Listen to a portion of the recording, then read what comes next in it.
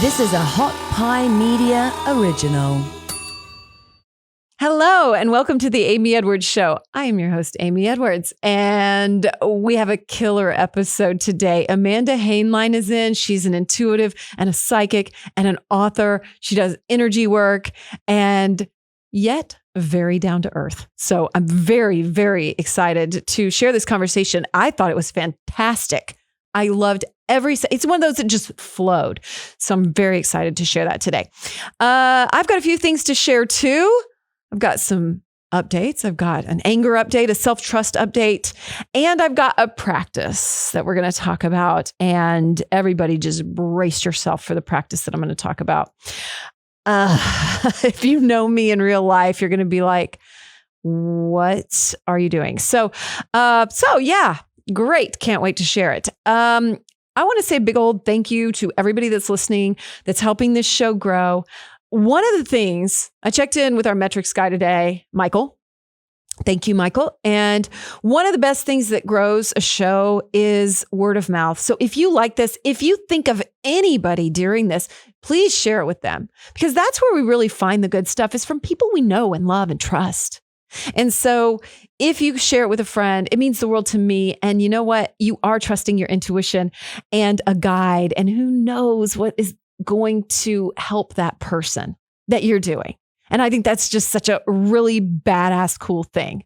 And the networks and these things that branch out all over the world, all over the systems, all over the universe. So thank you for that. If you can leave a rating and review too, that it helps us grow so much, and it means so much to me. Just know that I am so grateful. So also, if you want to reach out to me, of course, you can find me, Amy at amyedwards.com. Okay, I am excited to get to today's episode. Is there anything else? Well, this show is, of course, about overcoming fear, becoming our best selves in the most efficient way possible. So let's go do exactly that.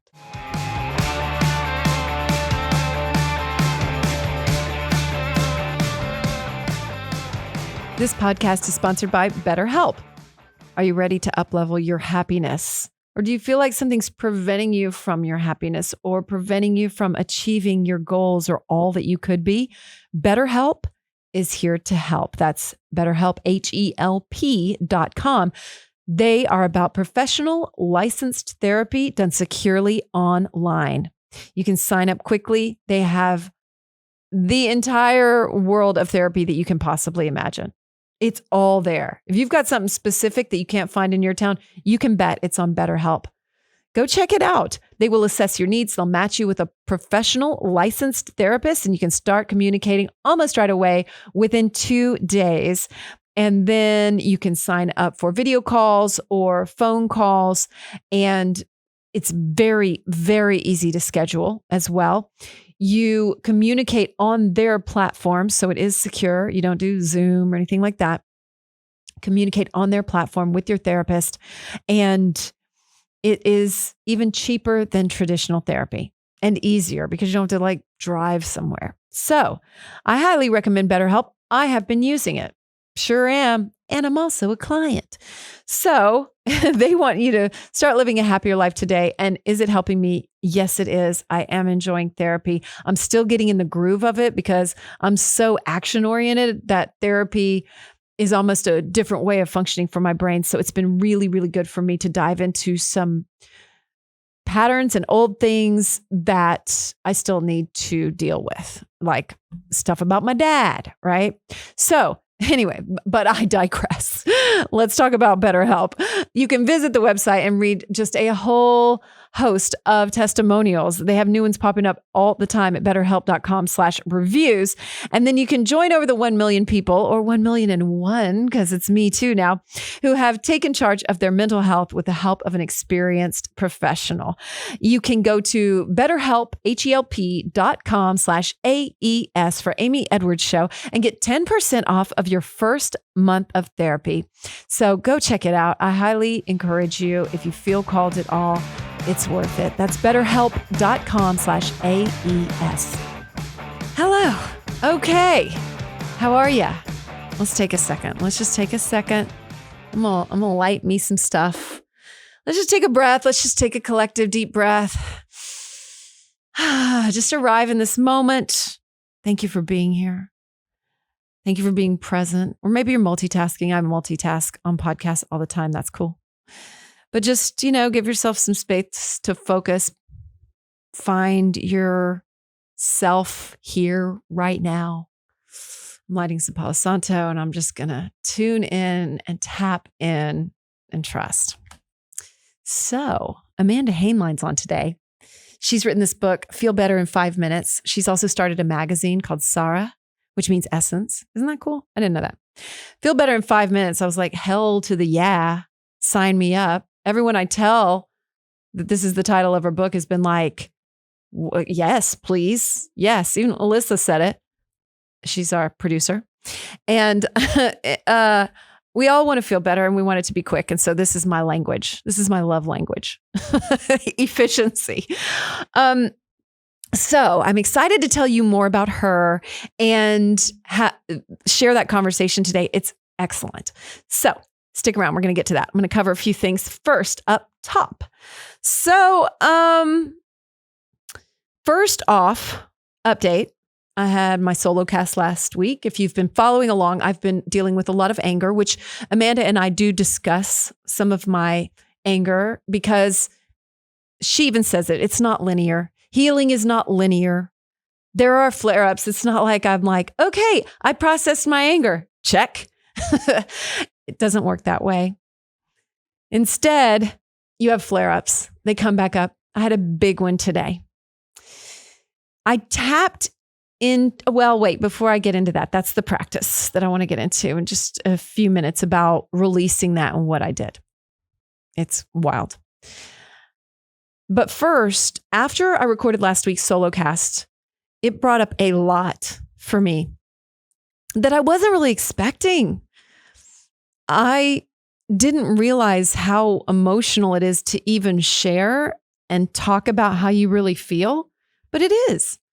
And when you do that, whether it's journaling, whether it's with a friend, whether it's even just with yourself and really being real and processing stuff and letting it out, you can get really tired. And I got home after that solo cast and I was supposed to do a few other things and I couldn't even do them. And I laid down on the sofa and I was like, I need to just lay here. And then all of a sudden I realized that I was just hurt.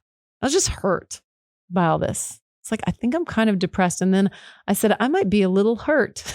And then I started crying. And then I was like, I am hurt.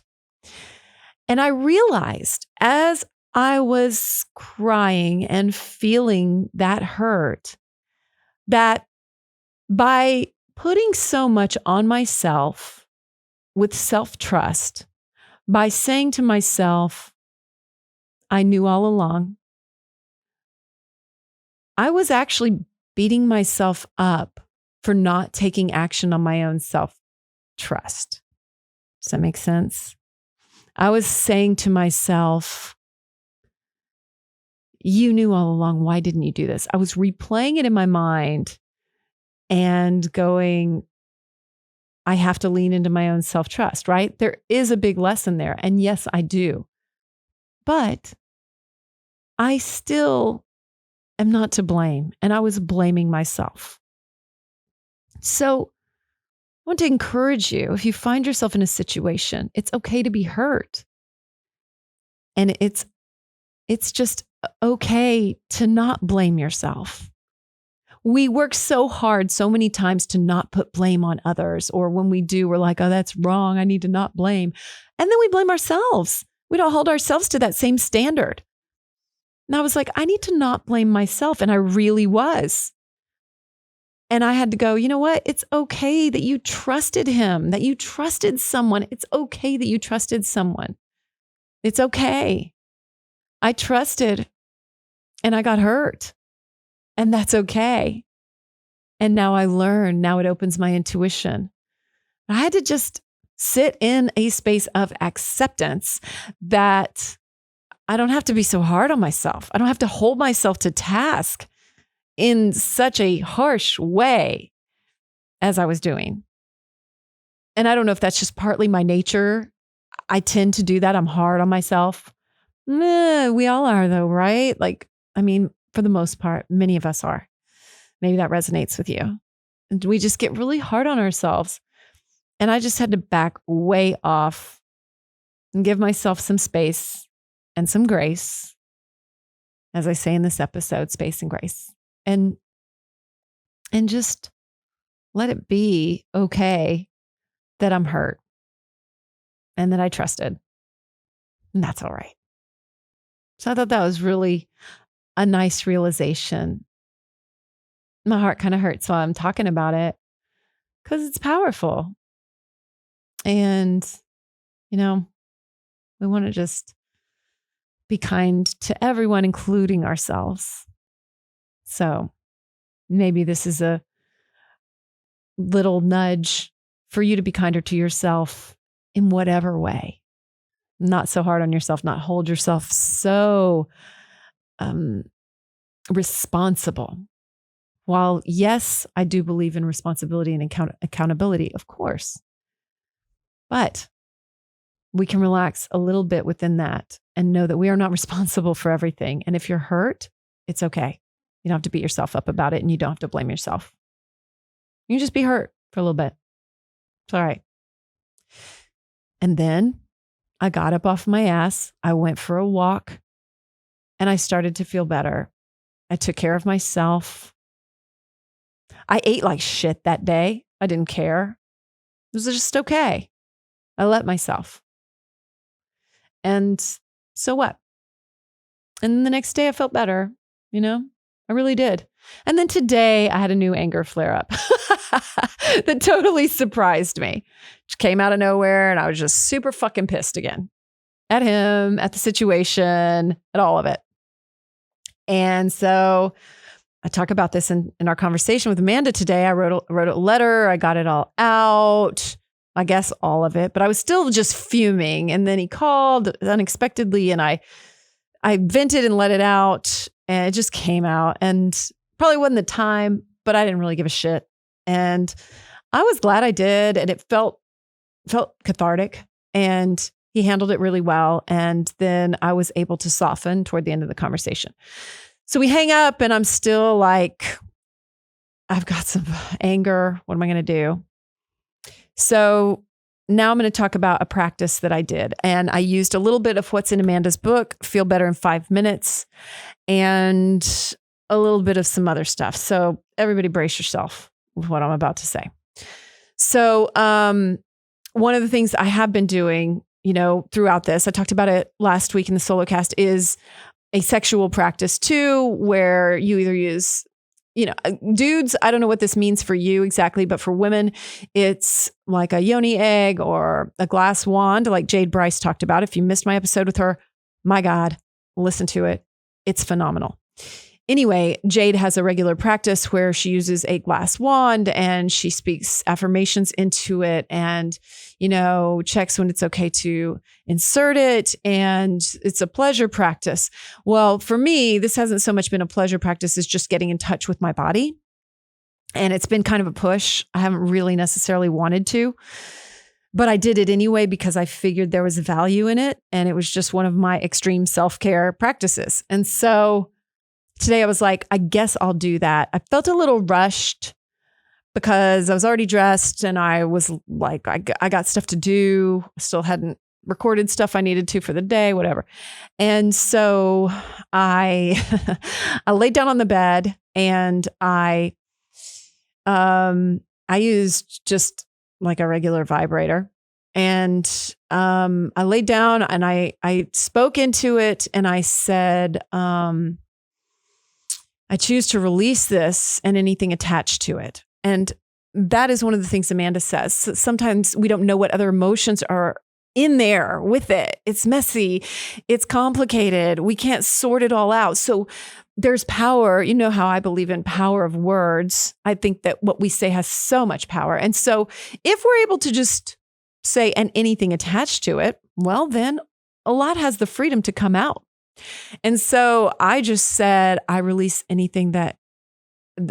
this anger. I'm ready to release this anger and anything attached to it. And then I did the pleasure practice. I used that, right? And I just focused really hard in a like sex magic type of way, which if you're not familiar with that, that's really focusing on something that you desire or would like to achieve or a goal, and focusing on it through the whole thing. Yes, focusing on your body sensations, but also focusing on that and then harnessing the power of orgasm in that moment to manifest whatever it is you desire. So I applied that principle to the practice of letting go of anger and anything attached to it. And it was weird. It was emotional in a way that I didn't expect at all. And I did feel like there was a release. I felt like things moved through my body. I keep going to my left shoulder. It's probably above my heart. And so I feel something there, and I was able to release. So if you don't have a practice like this, I'm just going to encourage you. I'm just going to plant the seed. What do you have to lose? You know? And I know I'm sitting here talking about it. It's weird and wild, right? And so I took it a little further. Jade said this during our episode. She said that after you have your orgasm and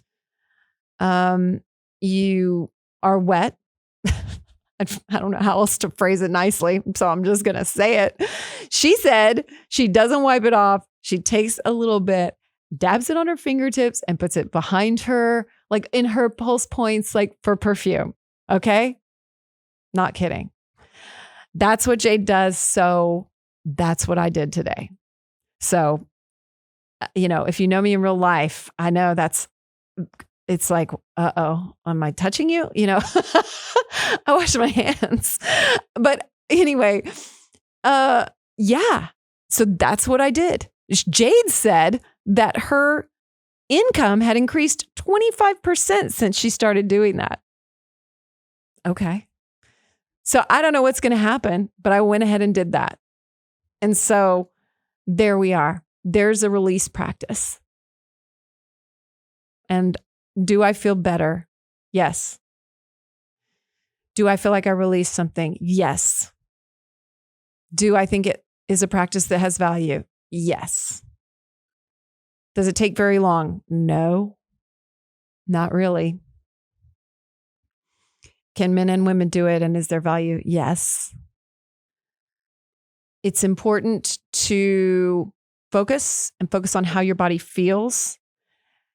This isn't about fantasizing about anything porn or sex related. It's about the feeling in your body and getting really in touch with that. So yeah, I know it's a wild practice. So anyway, I just wanted to share that with you guys today. So there you have that. Okay. If you decide to do that, if you see a difference in your life, and if you have thoughts on this, or if it's something that you already do, I would love to hear from you. Please write to me, amy@amyedwards.com. Send it to me. Let me know. And this is what I'm here for. I'm going to share things that are really like real, like what's really going on. That's what I'm here for. All right. So let's get to Amanda in today's conversation. So Amanda Hainline is just a beautiful light. And she wrote a book called Feel Better in 5 Minutes. I'm holding it up right here. And it is an empowering guide to gain control over your emotions. And when I asked her about that title, she said it's really about releasing the emotions. That's the control part. So you're not so much controlling them, but you're understanding your energy and being able to release that. So cool. So cool. She's also started a magazine called Sarah, which means Essence Magazine. And it's all about energy and healing and all these different modalities and tools that we can use. Her book is super thorough, but it is also easy to read if you go to the techniques, and you can have 5-minute practices in there. So the book is available on Amazon and on Barnes & Noble. So I would encourage you to go there and check them out. You can also learn all about Amanda on her website, Amanda Hainline, HAINLINE.com.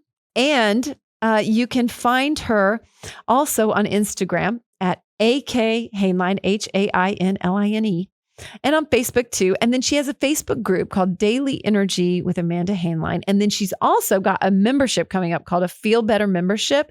And that's coming up on her website. So you can sign up for updates with that. She's also got a thing where you can enter to win a free healing session with her, which I would love. I think I'm going to do one with her, and I'm going to get back to you guys on how that is. Cause I just feel called. I think that, I just got a good energy from her.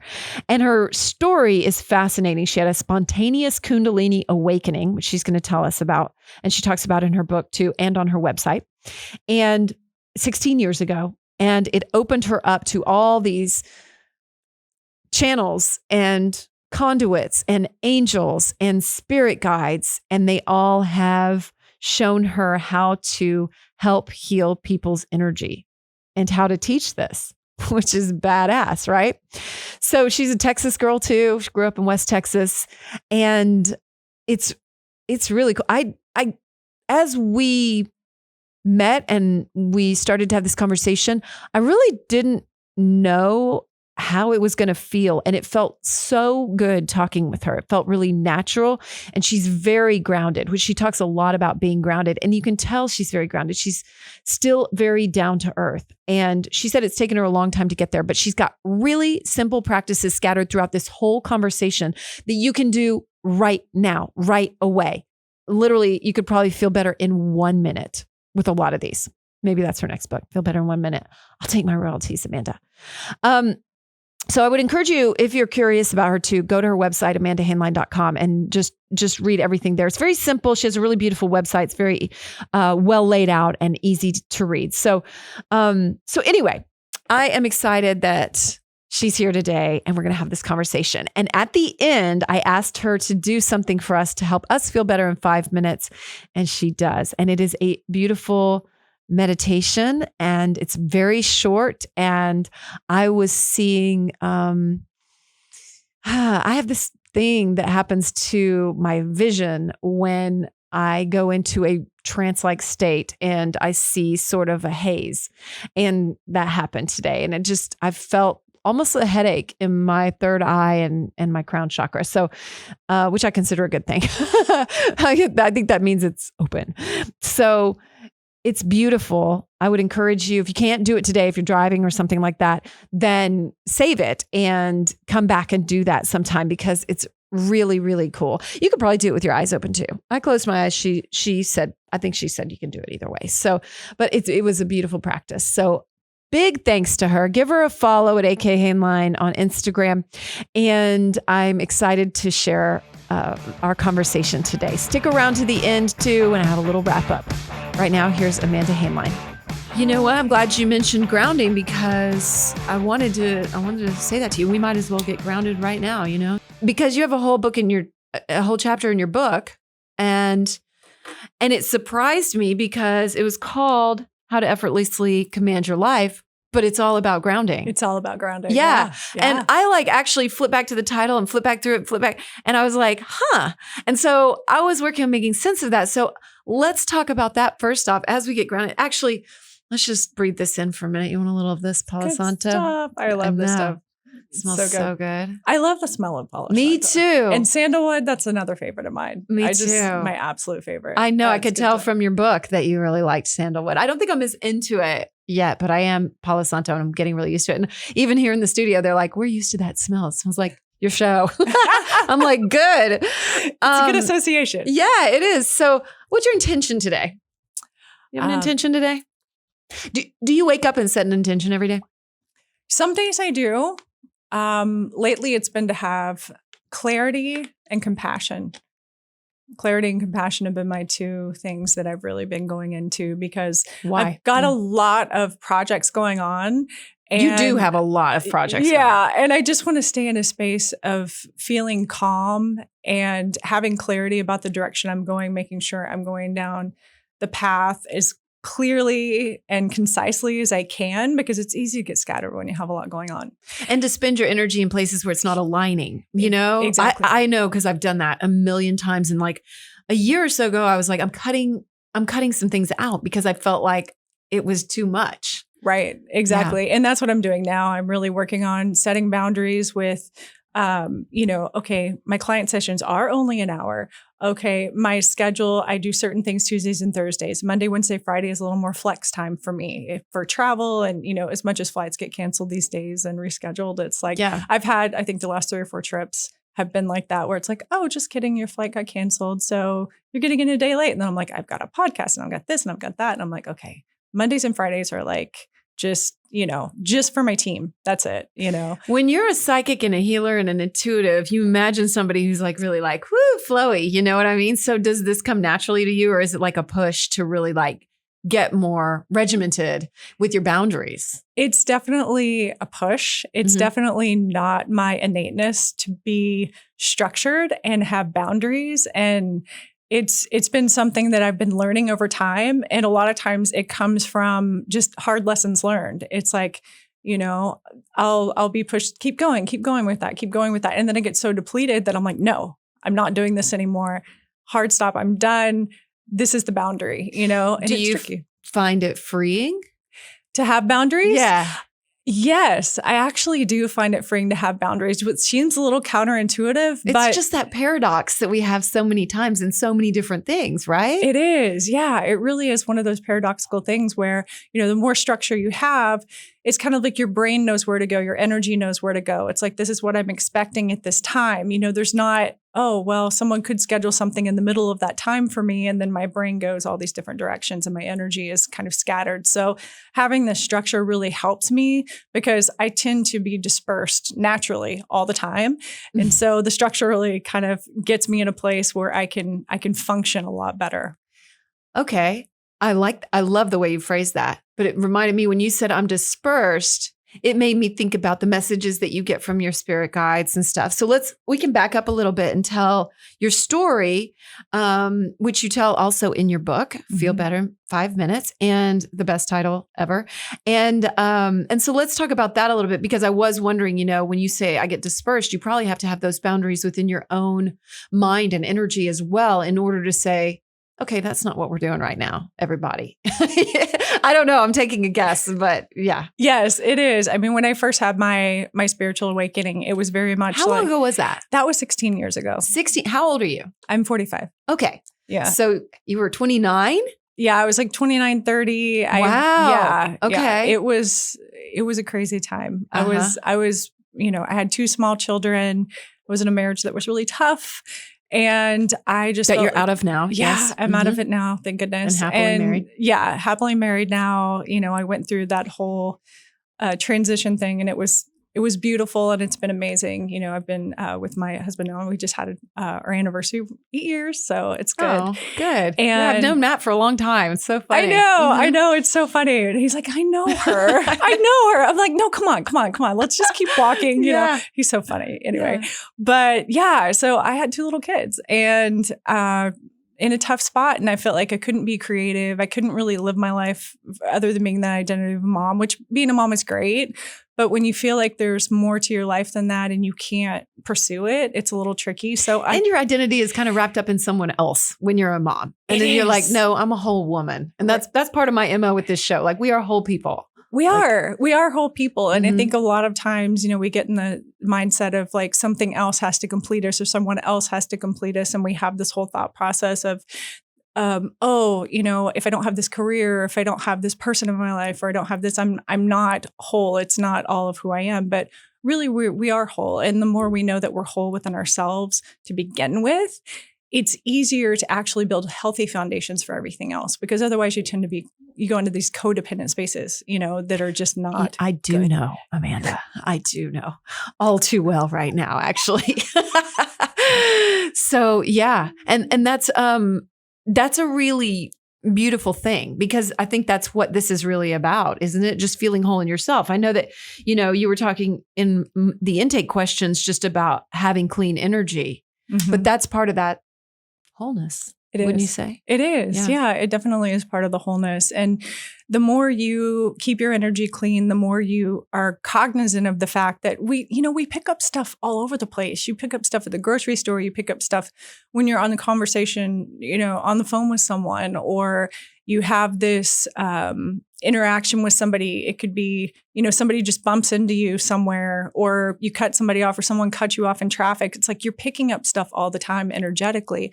So it's really important to keep that cleared out, and just even taking some clearing deep breaths, breathing in fresh energy, breathing out the stagnant energy and stuff you've picked up is a really good, simple exercise. I like that, because so many times I think people think they need something special. Like, I need to go to a cleanser, and but you can actually cleanse your energy just by doing a very simple breathing practice. You can. There's so much value in that. Yeah, there really is. And every now and then it's good to go to somebody just to get a deep cleaning, kind of like, you have light cleanings all the time, like that you're doing yourself, but every now and then just to get a deep scrub down is a good idea. Yeah. But it's because things can get stuck that we don't even know about. Totally. Yeah. Do you still experience that personally? Like some stuck energy, or do you feel like you've got it down to where your system's, a pretty good machine? Yeah. I would say overall it's pretty good, but there are definitely things I come across in my life that are a catalyst for more things coming up. You have experiences that happen, and you start to have self-doubt, and you start to say, oh, I don't know if I'm really in alignment with that, or, oh, am I good enough to do that? Or, all those things come up. So we're human, you know, and that's why we're here, is to have all these experiences. So yeah, I do still experience that, but I feel like I usually have a pretty conscious awareness of why it's happening and what it's linked to, whether it's linked to a trauma or self-worth, or, something that happened in third grade when I got laughed at in front of the class. It could be anything, right? Yeah. So it really just is, it's having an awareness of what it's linked to. And that's part of what I talk about in the book. Well, it's like a muscle too. It is. I think, just what you just described is you flexing that muscle and building that habit of stepping into your awareness, and you're able quicker to recover, right? Exactly. Well, and it's too not having the judgment on yourself for the way you feel. And I think that's really big for people, because, when you're going through something and you're like, oh, I should be having compassion for this person, but I'm really ticked. Like, I'm going through that right now. Yeah. No, literally. So it's like this moment today. Yeah, exactly. Yeah. So you have all these feelings, and it's okay to have those feelings, but they're not who you are. Right. It's just moving through you. People say, oh, I'm just angry, or I'm anxious, or I'm sick, or whatever it is. And it's like, those are just things that are moving through you. It's an experience. I am this. That's right. Mm-hmm. I am this versus I am experiencing this. Two completely different things. Just a little bit of a change nuance-wise, but it's really energetically, it's really huge. And in the subconscious, it's processed completely differently. It's like now they've changed, homeless people. It's not people experiencing homelessness. Right. Rather than, Right. And I think that's a great word shift. Right. Instead of, oh, they're homeless. It's like, no, they're experiencing the state of homelessness at this moment, but they're not, know? Exactly. Have you always been really conscious of the words that you use, or was this part of your awakening? I would say that was part of my awakening as well. As I started working with healers, because, when I had this psychic blow up, that happened, all of a sudden it's like, I'm normal. And now I'm not. I'm psychic, and I have all these abilities. And it just happened in the blink of an eye, because pretty much you went to a. Tell me the story. Just you can say it better than me trying to recap it. Yeah, no worries. Yeah, so I just was depressed. I was suffering from depression. I was really just angry all the time, anxious, had all these issues. And a friend recommended that I go to an energy healer. And I was like, well, what's that? I wasn't raised around that. It was something that was not okay to do. Where were you raised? In West Texas. Oh, well then, yeah, no. Yeah. Were you like Protestant upbringing or something? Southern Baptist. Oh, okay. Yeah. Yeah, no, they're not into that. No, not at all. Not at all. And I had premonitions when I was a kid. And really? I would go to, sometimes I would mention at church, I had this one that was really traumatic for me, because I would have premonitions, things would happen. And they were never good things. It wasn't like, oh, I'm going to have pizza next Tuesday. It was like, oh, lots of people are going to die in an earthquake or a volcano or a plane crash or holy shit. Yeah. And I was little, and I'm like, this stuff's my fault. These people are dying. I didn't tell anyone, you know? I mean, now as that an makes my heart hurt. Oh, yeah. As an adult, I mean, it's like, well, of course, you know, that's just, it's just, you know, me tapping into things for whatever reason. But yeah, there was a point when I was 12, I had a premonition that there was going to be an earthquake. And I was home by myself when it happened 2 weeks later. And in West Texas? No, this was I actually had the dream that it was the Loma Prieta earthquake in 1989. Wow. Okay. And the dream started out with, you know, World Series music, and then everything started shaking. And I'd never been to a stadium before. I've never been to these places. I had never been out of the state of Texas until I was like 15 years old. And so I was seeing all these bridges collapsed and, you know, these buildings collapsing and people trapped and all this stuff. And 2 weeks later, I was home by myself, and it came on the news. It was like, there's an earthquake. And then it started showing all these things. And I just completely freaked out. Wow. And I told God, I was like, you need to take this, whatever it is. This is a curse. And all these people are dead because of me. It's my fault. I didn't tell anyone.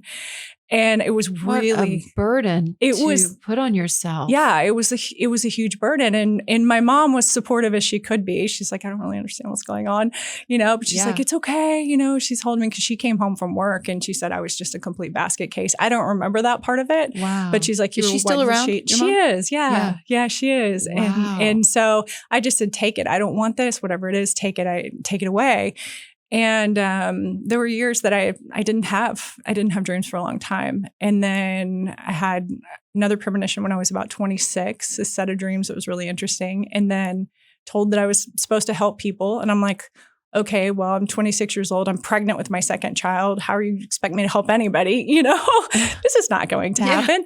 And then when I was 30, I had this experience. I went to this energy healer, and the first session I felt better. I felt way better.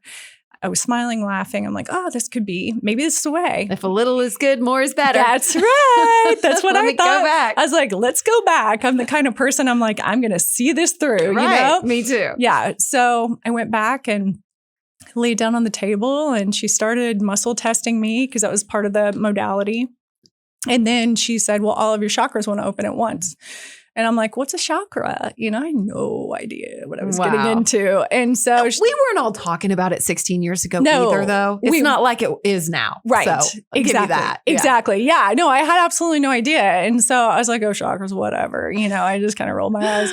Okay, fine, cool. You know, and so she started tapping on my head and my heart. And, you know, I'm in this office laying there. And I start breathing really heavy. And it was a ceiling that looked pretty much just like the one in here. And I started having flashbacks. I know. I'm like, I started screaming. I mean, just screaming, and felt like I was burning from the inside out. It was like terror. So it didn't feel good. No, this was not a pleasant, blissful thing. Because my energy wasn't aligned. I was not ready for the, well, I say, you know, my soul was ready for this, but I personally was not ready for this. I had not prepared. This is something that when people go through this, most of the time, you know, if you're living in India and you're seeing a guru and you're doing all that stuff and you're preparing and you're like lining everything up and getting all ready. But it was. So why do you think it happened? It was time. It was just time. It was just even time. Though you weren't ready. Right. Well, I went through what I went through because I feel like, you know, part of it is writing this book. You know, part of it is really understanding what it takes to get through an experience like that, and understanding how traumas impact you. Because after that experience happened, I started having PTSD flashbacks that were extremely intense that I couldn't control. I would be driving. Of that experience? It was just of traumas that had happened to me when I was a child. Oh. I had past life flashbacks of different things that had happened to me. I didn't understand what was going on. It was like time didn't exist kind of in like my internal world. It's like time had been shattered. My reality had been completely shattered.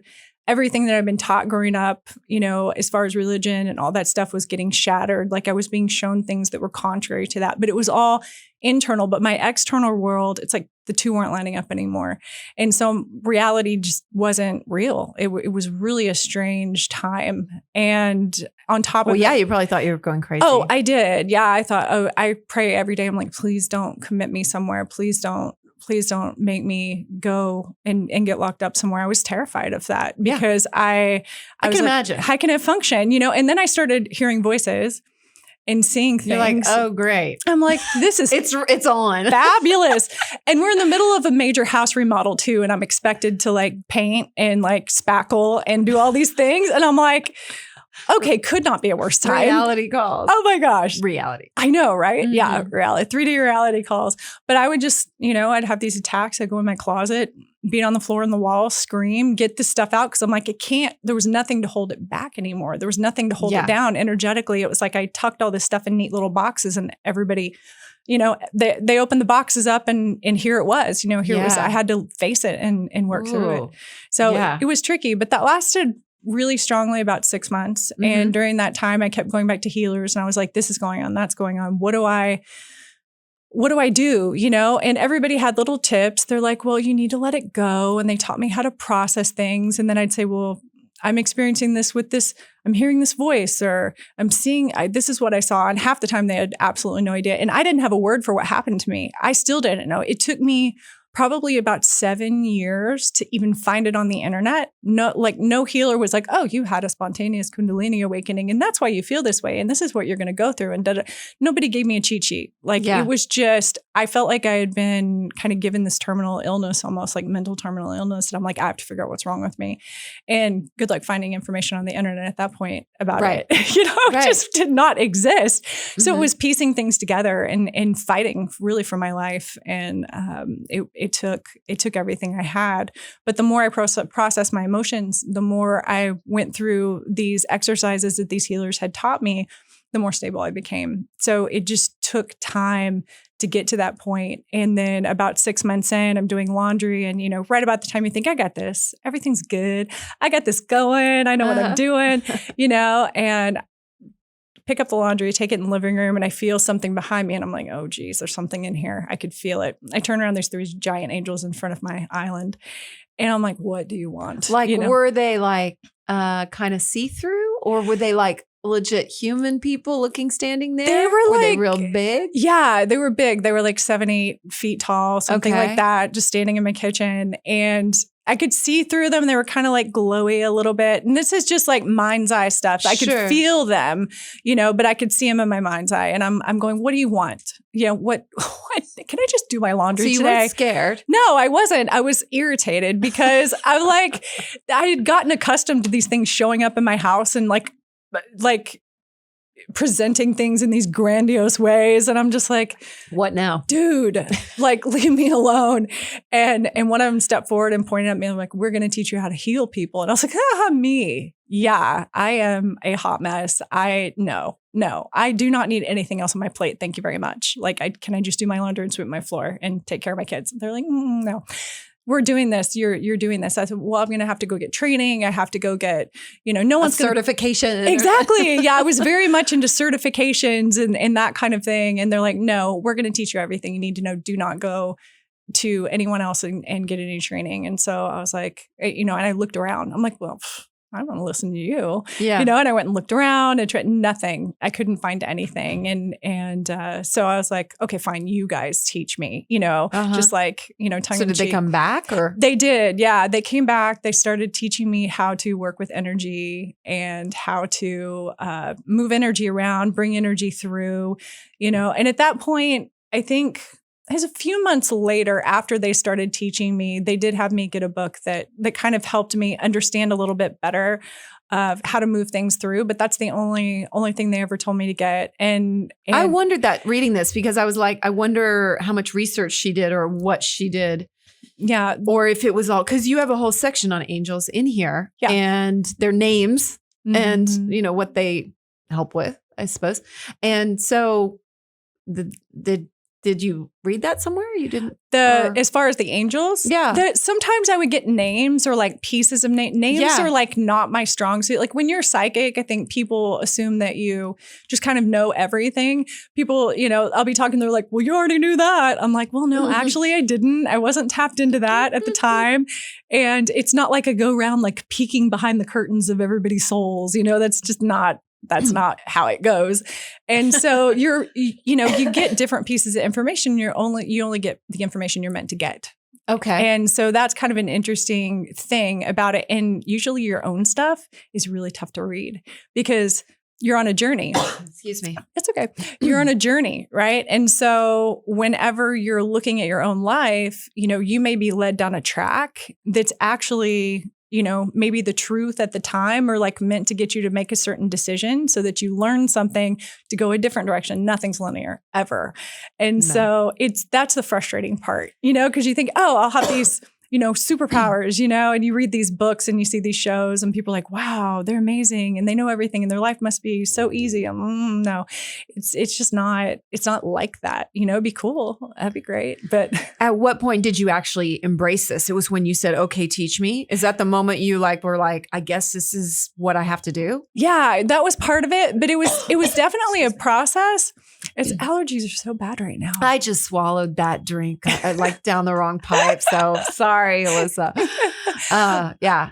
Well, that was part of it, but I did struggle with accepting it from the standpoint of how I was raised. Well, yeah, for sure too, because that's kind of why I asked if your mom was still around, because it can be a stretch for our parents who not only have expectations of us being a certain way and have created it that way in their mind, but then also just getting out of those roles that we've been trained to play or given into playing or whatever. Exactly. Yeah. My mom was actually pretty supportive. I mean, she's like, I don't understand what's going on, but she rolled with it. Yeah, she did. Cool. And, cool. and both, I didn't really have anybody in my family that was against me or like turned on me or anything. Your kids were like, okay. Yeah. My kids, my husband at the time actually was really as accommodating as he could be. I mean, to his credit, he really was as helpful as he could. I do not know what's going on with you, but okay, you want me to do what? Okay, I'm going to do that. Because I would get all really these cool, guidance. Yeah, actually. so it was actually really helpful at the time. For sure. That he was as supportive as he could be with that. So that was really great.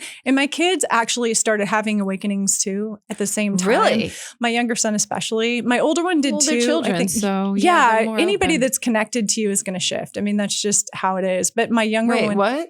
Everybody that's connected to you. Wait, so if you have a shift, everyone connected to you is going to have a shift? Yeah. Please expand. I'm sorry. We have to have a sidebar real quick on no this. worries. Yeah. So whenever your energy shifts, you're connected to all the people around you. So as you heal and as you grow and all of these things, people have kind of two choices. They either start to grow and expand with you or they don't. Sure. And that's a lot of times when that makes sense. I tell people, I've had a few clients that I'm like, if you come in here, your life is going to change. And my guides will tell me their marriage is going to break up or they're going to have this happen or that happen, Wow. And sometimes I will tell them, I'm like, look, we can do this work and it is definitely your soul path to do this work. However, just know that your reality is going to change and you have to be prepared for that reality to change. So just know going into it that is a possibility. I'm not saying absolutely that's what's going to happen, 100%. I can never say that because as energy shifts, things change. I mean, it just does because there's all these dynamics at play always. But yeah, as you start to shift, like I've seen over and over again with clients that I had one woman that actually my first client that came to see me. And she was struggling with her mom relationship, and she was just with a lot of things. I mean, she was spreading herself super thin, all this stuff. And we did 5 minutes of energy work. And she said, she's like, wow, she was a super intense person. She's like, I felt like I was on Percocet for 2 weeks. She's like, I was just so chill. And she goes, I could say no. I've never been able to say no. And she goes, and my mom called me out of the blue and invited me to the beach house. And she goes, she's never done that before. And she goes, I think it's the work we did. And I'm like, yeah, I think so. It was interesting. It was really, and I checked in with my guys. They're like, yep. She just needed a little bit of a shift, but it was a huge shift because she moved and she let go of that relationship in a way that she wasn't holding on like for dear life to it. It allowed her mom to kind of reciprocate a little bit rather than feeling like the relationship was being forced on her because energetically she was sensitive to that. So she felt like there was space for her to be welcoming versus, being pressured all the time. And so things like that happen. It's really fascinating. So you were doing the work with her. You checked in with your spirit guides to ask about this, right? Mm-hmm. Then at what point... I've been curious about spirit guides. This is where this question is coming from. Yeah. So I'm not even sure I can phrase it quite right, but I'm wondering when does she feel like she's expanded to checking in with her spirit guides, you know? And like, I've been really into TikTok, as we talked about in the pre of this. And I saw a TikTok and the woman was saying, you know, if you are not in touch with your spirit guides, which I don't think I am, or maybe I am, I don't know. And she was like, just sit with it and ask, you know, what is your name, and go with the first name that comes to you and all that. And I tried and nothing came to me, but maybe I didn't try hard enough. Anyway, and then I happened to run across a meditation that just popped up somewhere, and it was like, get in touch with your spirit guides. And I was like, well, I want to get in touch with my fucking spirit guides, you know? And like, so I feel like so many times we have to go to somebody like this woman did, and you have to talk to your spirit guides in order for me to have energy work. But like, how can we get more in touch with our own spirit guides? Well, there's lots of different ways to do that. And one of the things that I tell people is everyone has their own intuition. Everybody has different aspects of intuition. Because some people say, well, I want to hear my guides, or I want to see this. I'm clairsentient. Okay. I know that much. Yeah. Yeah. So you have a different way of communicating with them than somebody else that doesn't have that. So that feeling and that knowing that you have, because it kind of works together, clairsentience, like clear knowing, and you have a feeling like it's a gut thing, right? And you're like, I know that this is what I'm supposed to do. And people are, how do you know that? You're like, I just know. Like, don't question me. No, I'm just kidding. Right. But yeah, I mean, you have that about you. So that gut feeling is how you're communicating with your spirit guides right now. Now it feels like, also numbers, like angel numbers. I don't know if you're familiar with angel numbers. I am. So angel numbers are another thing. One of the ways that they communicate with me through angel numbers, and it feels like they communicate with us all the time. It's just how much we pay attention. You know, it's kind of like they're like, I can't hear my spirit guides, or I can't. And I'm like, okay, it's kind of like this. If there's someone across the room from you, turned around and you're yelling at them, hey, and you're yelling name, you're yelling at, eventually you're like, oh crap, okay, whatever. You know, you're just going to quit bothering them, because obviously you're just looking like an idiot because they can't hear you, or they don't know they're being talked to, you know? And so you just kind of go, okay, whatever. You're not paying attention, obviously, you know? So it's kind of like that. It's like we're the one with our back turned. Exactly. Got it. Exactly. They're trying to get our attention. And so that's kind of what happens sometimes, is we're shutting it out because we're expecting to get a specific kind of communication, when really they're communicating with us in a different way. I've had I really like that. I really like what you're saying there. That's very interesting. Like everybody can just relax a little bit and see what's coming your way, rather than forcing it into a certain bucket. Oh, I need to hear a name right now, you know, like, or whatever I was trying to do, which is that girl on TikTok's way of doing it. Exactly. And honestly, when people are like, what's the name of so-and-so? I'm like, it puts me in a more mental state. Oh. So when like you're saying, I was trying too hard, actually, it's like trying less is actually, because when you're putting a forceful energy on something, it's kind of like trying to grab ether, right? You're like, give it to me, you know? Rather than just sitting and letting it permeate into you. Exactly. And just sitting there and watching the haze develop in front of you, and kind of like, oh, that's what it is. Allowing it to be rather than trying to do. You know, it just makes all the difference in the world. So it's a little tricky. But another thing I tell people is, you know, if you have a question in your mind, there's a couple things you can do. If you're driving on the road and you see something on a billboard that like resonates with you and makes you like, it's like, oh yeah, that's a wise ass comment my spirit guides are making right now to me. You know, I mean, even if you've seen the billboard 10 times and it hits you that way, you're like, oh yeah, thanks guys. It happened to me today. So I've been going through this anger, you know, this dealing with my significant other who's in rehab and all this. And so I had another spurt of anger, which I found very interesting in Feel Better in 5 Minutes. You have a lot, or maybe I had like VW bug syndrome where I saw all the things about anger in here, but it seems like you have a lot about anger in here. Is that accurate? Yeah. I do. So I thought that was really cool and interesting, and it really spoke to me right now. But anyway, so today I had a flare up of anger. And so I wrote a letter that I'm never going to send, but I got a lot out. And then I was like, fuck this, I'm sending it. And I was like, I'm going to send it. And I got in the shower and I was like, I don't even care. You know, I'm going to send it. And then I was like, I should maybe just check in with like my higher power, my intuition, and see if I should send it. And then I was like, And then I was like, I need to do something. I just felt like I was angry and I needed to do something. Right. And so I got in the shower and I'm like, okay, what do I need to do? And immediately it's like, nothing. Like, oh, but it came so clearly and so quick. It was like, just nothing. And I was like, okay, I'll do nothing. Fine. I'll do nothing. I'll just sit with it. Just be.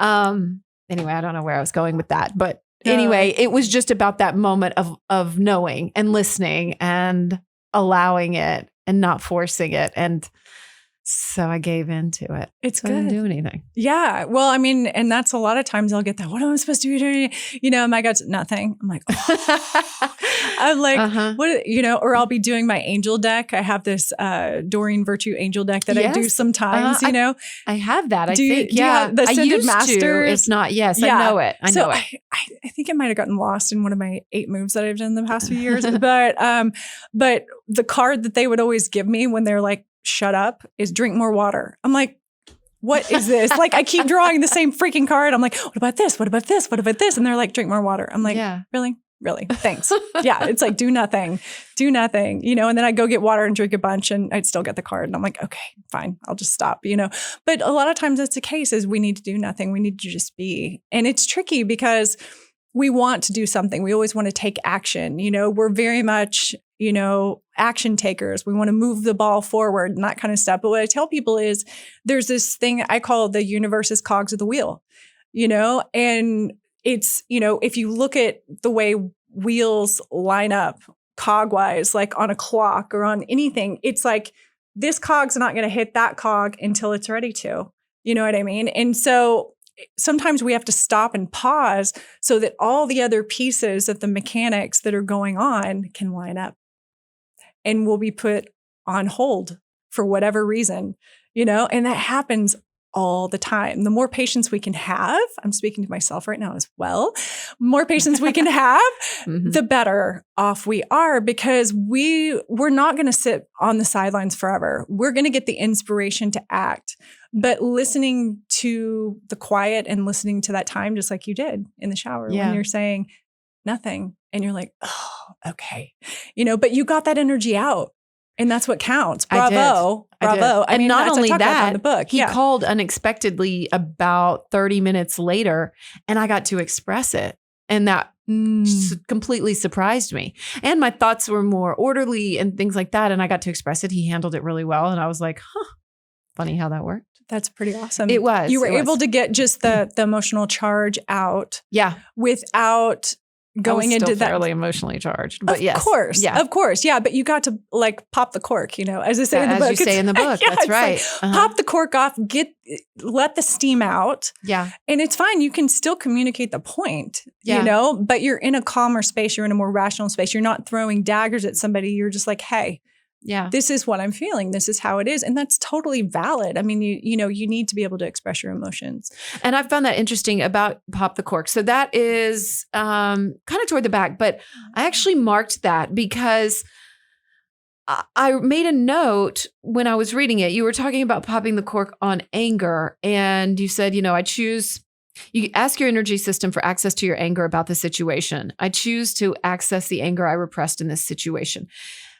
I wrote, am I ready? Because I was still thinking about my own anger. And I think sometimes it's like the cogs in the wheel. Sometimes you're not quite ready to let it go. Right. And that's okay.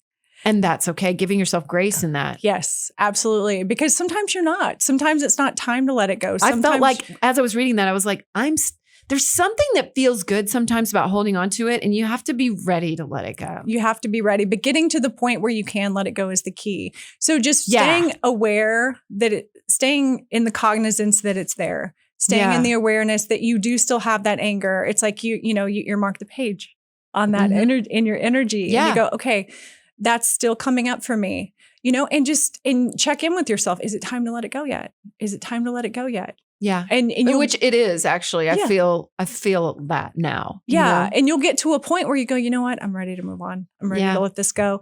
And then you can let it out. And the pop the cork in the book, when I was writing that part, I was like, I really supposed to put this in the book? It seems a little bit like, oh, scream, cry, beat a pillow, that kind of stuff. But so many people never give themselves permission to be angry. I don't, as a child, I didn't have permission to be angry. In my first marriage, I did not have permission to be angry. It was smile, move on, stuff it, stuff it, stuff it.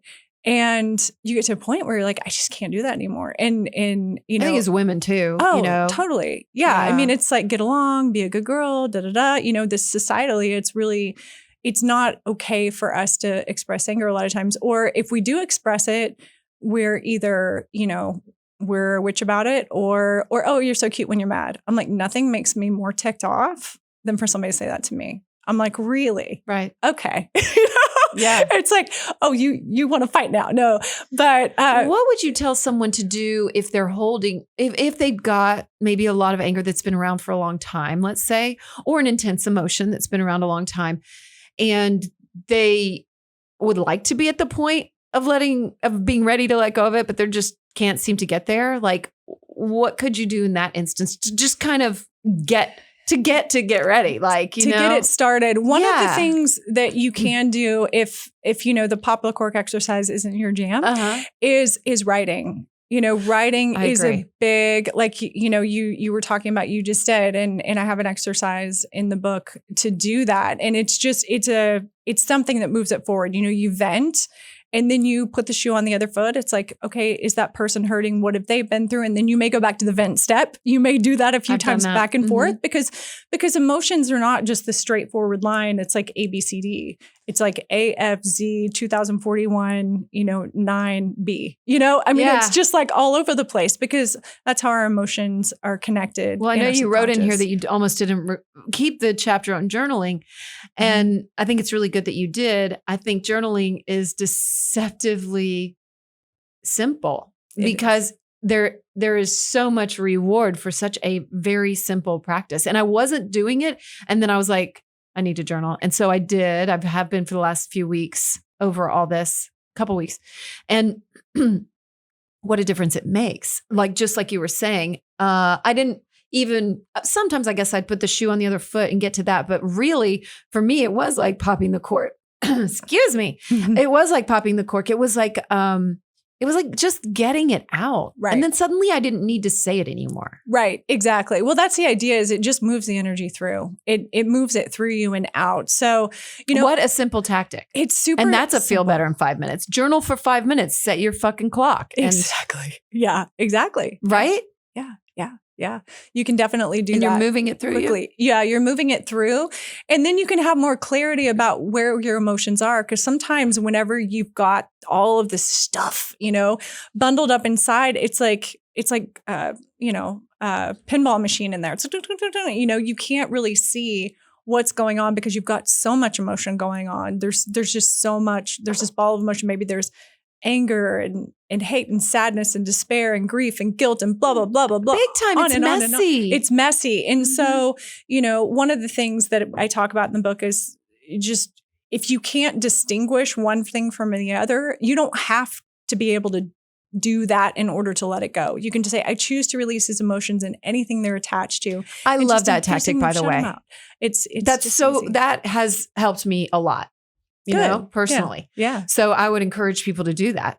Please continue. I'm sorry I interrupted you. No, but you're yes, totally it fine. was about release this and anything attached to it. Yeah, exactly. Because when you say and anything that is attached to, what you're doing is you're digging just a little bit deeper below the surface rather than just chopping off the head of the weed and watching it grow back again. Yeah. You're digging in a little bit deeper because everything is a network. All our emotions are a network. Energetically, it's a network. Or subconscious, it's a network. It doesn't make sense. When you dream most of the time, it makes absolutely no sense whatsoever. Maybe there's bits of it, but in general, you wake up and you try to explain what happened. You're like, wait.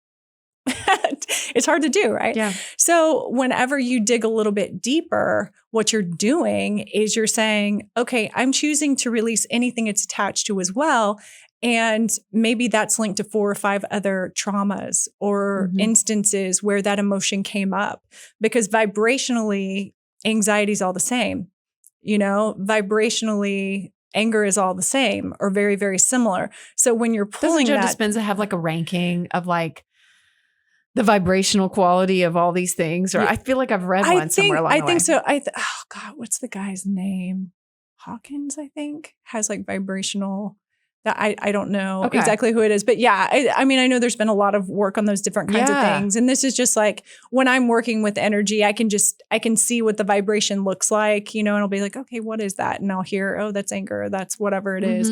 It's like, okay, we're going to pull that string out of whatever it is, whatever it's attached to is coming out with it. It's like pulling a bunch of potatoes out of the ground. If you've ever planted potatoes, I have not actually. I did as a kid, it's like the plant's on top. And I just always thought it was so cool because you pop it up and it's like, whoa, there's so much underneath, and there's always a lot under the surface with our emotional states because what's on top is just really the tip of the iceberg of what's underneath. So when you release what it's attached to as well, what you're doing is digging a little deeper over time. So when you decide to go deeper intentionally with whatever method you choose, I've got some ways in the book to do that. And there's lots of other different ways and therapies and things.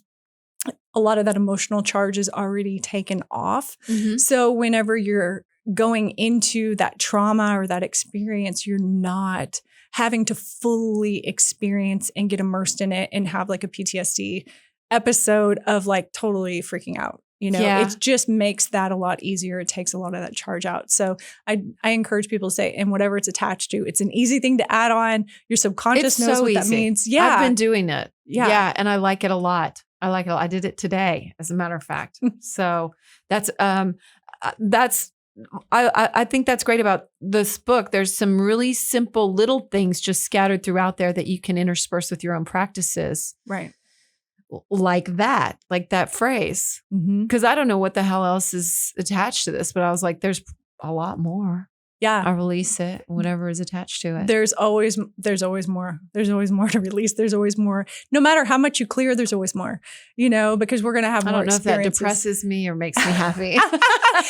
Some days I feel one way about it. Some days I feel another way about it. But it's always just having the awareness and going, okay. And some days I take a break, because I'll have weeks where I release every single day and I'm working on it, I'm diligent. And I'm like, you know what? I need a day off. I just need to like do nothing today and not worry about that. So it's important to take breaks in these practices too. It really is key because your energy system has to catch up and process. And what does that mean? It's kind of like whenever you take a vitamin or you go work out or something. Yeah. It's like you're doing the act, right? You're taking the vitamin or you're doing the workout, and then your muscles are breaking down. If you're doing a workout, you've got all these little micro tears. So then your body rebuilds itself, right? And you get stronger. You're a little sore, but you're stronger from it. And your energetic system does the same thing? Same.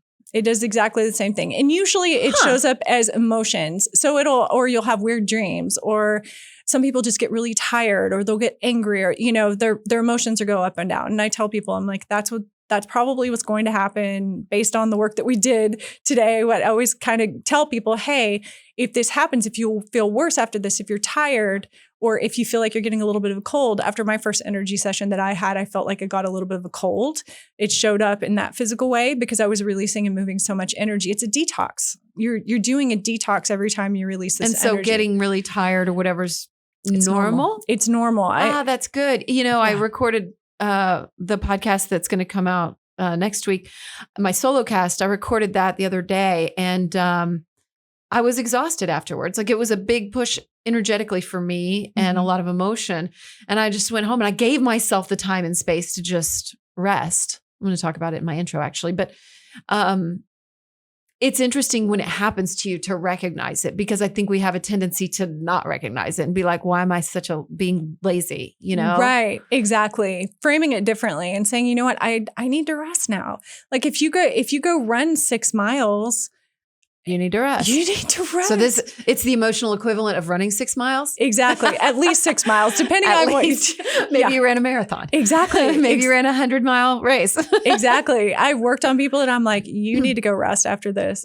And though I had this woman come in one time, she's like, I'm going to work out after this. And I'm like, so you may miss your workout class. We're going to unwind you here, And afterwards she's like, I don't think I've ever been this tired. And I'm really? like, yeah. And she goes, I'm going to go home and go to bed. I said, good. Okay. Yeah. And take a salt bath while you're at it, you know, before you do that. She's like, okay, I have some salt. I was like, all right, great. You know, I've been doing a lot of that. oh, Yeah. salt baths are fantastic. I love them. I like to channel recipes with them and put it. I saw that. That's really cool. Yeah. Yeah. I do. You just channel recipes. I do. Yeah. I love it. That's so great. It's so great. Yeah. It works really well. Yeah. There's something very fearless about that. You know, that's really cool because I think a lot of people would listen to me and be like, okay, A, would I trust myself that I'm really hearing what I'm hearing? Right. And B, would people think I'm nuts if I say I'm channeling recipes, you know? Like, and you're willing to go, yeah, I'm channeling recipes. And I think that's so fearless and I think that's really cool. So. Oh, well, thanks. Yeah. It's taken time to get there though. I have no doubt. Oh, and when I first started, you know, I didn't really know anything about essential oils and most of it still, I mean, I channel it and I'm like, I don't know what that's for, but they're telling me to use it. It's kind of like when you look something up on Google and it's like, this is for this. And you're like, okay, cool. You know, I mean, that's how my intuition works. So a lot of times people are like, oh, you read this book. I'm like, no. And they're like, well, how'd you do? I just heard it. Like I just felt it, knew it, whatever. And it came in and there it was. That's pretty cool. But yeah. And so for essential oils, what I would do when I first started working with them and channeling recipes, if any of you out there are doing this or get hits to do these things and you're like, oh, I don't know. I want to. Yeah, no, totally. So the biggest thing is to look it up. I like to look it up and see what it's for. Like energetically, emotionally, because all of them have, you know, all these different components to it. And then whether it's safe for skin, like you don't want to go put 20 drops of cinnamon oil in your bath. You will regret it. Yes. Like you do not want to do that. I usually, if I'm doing a formula, like with that particular oil, it's like 1 or 2 drops. Holy basil is another one. 1 or 2 drops. You don't want to do something that's like going to set you on fire. I've heard stories. Oh yeah. Yeah. I mean, just stuff that no, you don't, I always look it up and make sure. And now I kind of know because I've been doing it for so long, but yeah, just being careful with it and then understanding what you're getting. Cause sometimes I'll get something. I'm like, I don't understand why that's in there. Like, oh no, that's working with this. See, read them together. And I'm like, oh, okay. You know, now I get the synergy of that.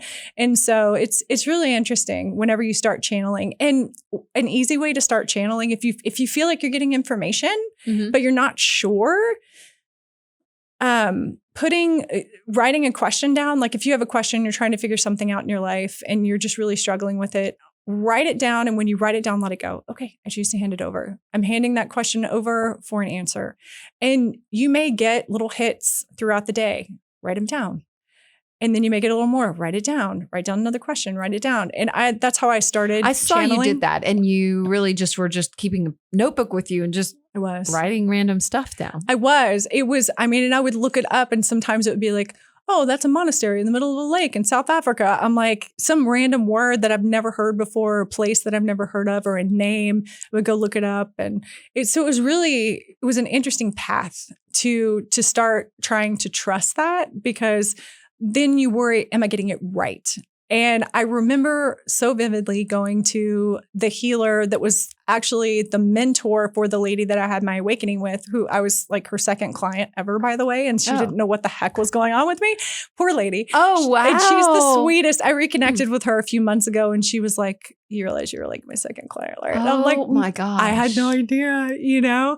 And so it was kind of crazy. But do you think there was something to that? Like maybe she was like opening you up by accident? It was, well, I think she was a conduit for it. She actually worked on my friend who sent me to her was I think her first client. And she had a car accident. My friend had, and she was doing a bunch of energy work and she kind of had an awakening through this process. And then I had one.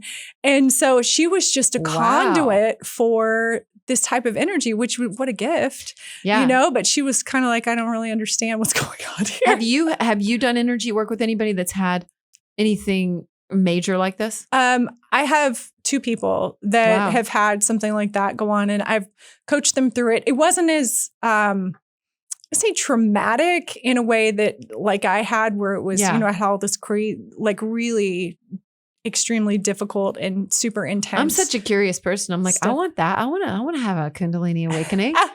Well, you definitely want to be as ready as you possibly can before that happens because it will take you out. it will, I mean, if you have one like me, a lot of people, when they have the Kundalini awakening, it's super blissful for them and they feel wonderful. And all of this stuff happens in time. And I know one other person who has, my friend Clementine, and she, it didn't sound blissful. Yeah. I mean, she just did the way she demonstrated it or whatever. I was like, holy crap, what's going on? It's a lot. It's a lot to deal with. That was really the first time I'd heard of it. Yeah. Okay. Can I tell you something that happened to me and I want to get your take on it? Totally. Okay, cool. Because I haven't really talked to anybody about this, but I've been wondering about it. So I have been doing some ketamine therapy, and my second one, this was a couple weeks ago. I had a dream the night before. She was like, pay attention to your dreams. So I had a dream the night before that I was at my very close friend's house, and it was her and her boyfriend were there.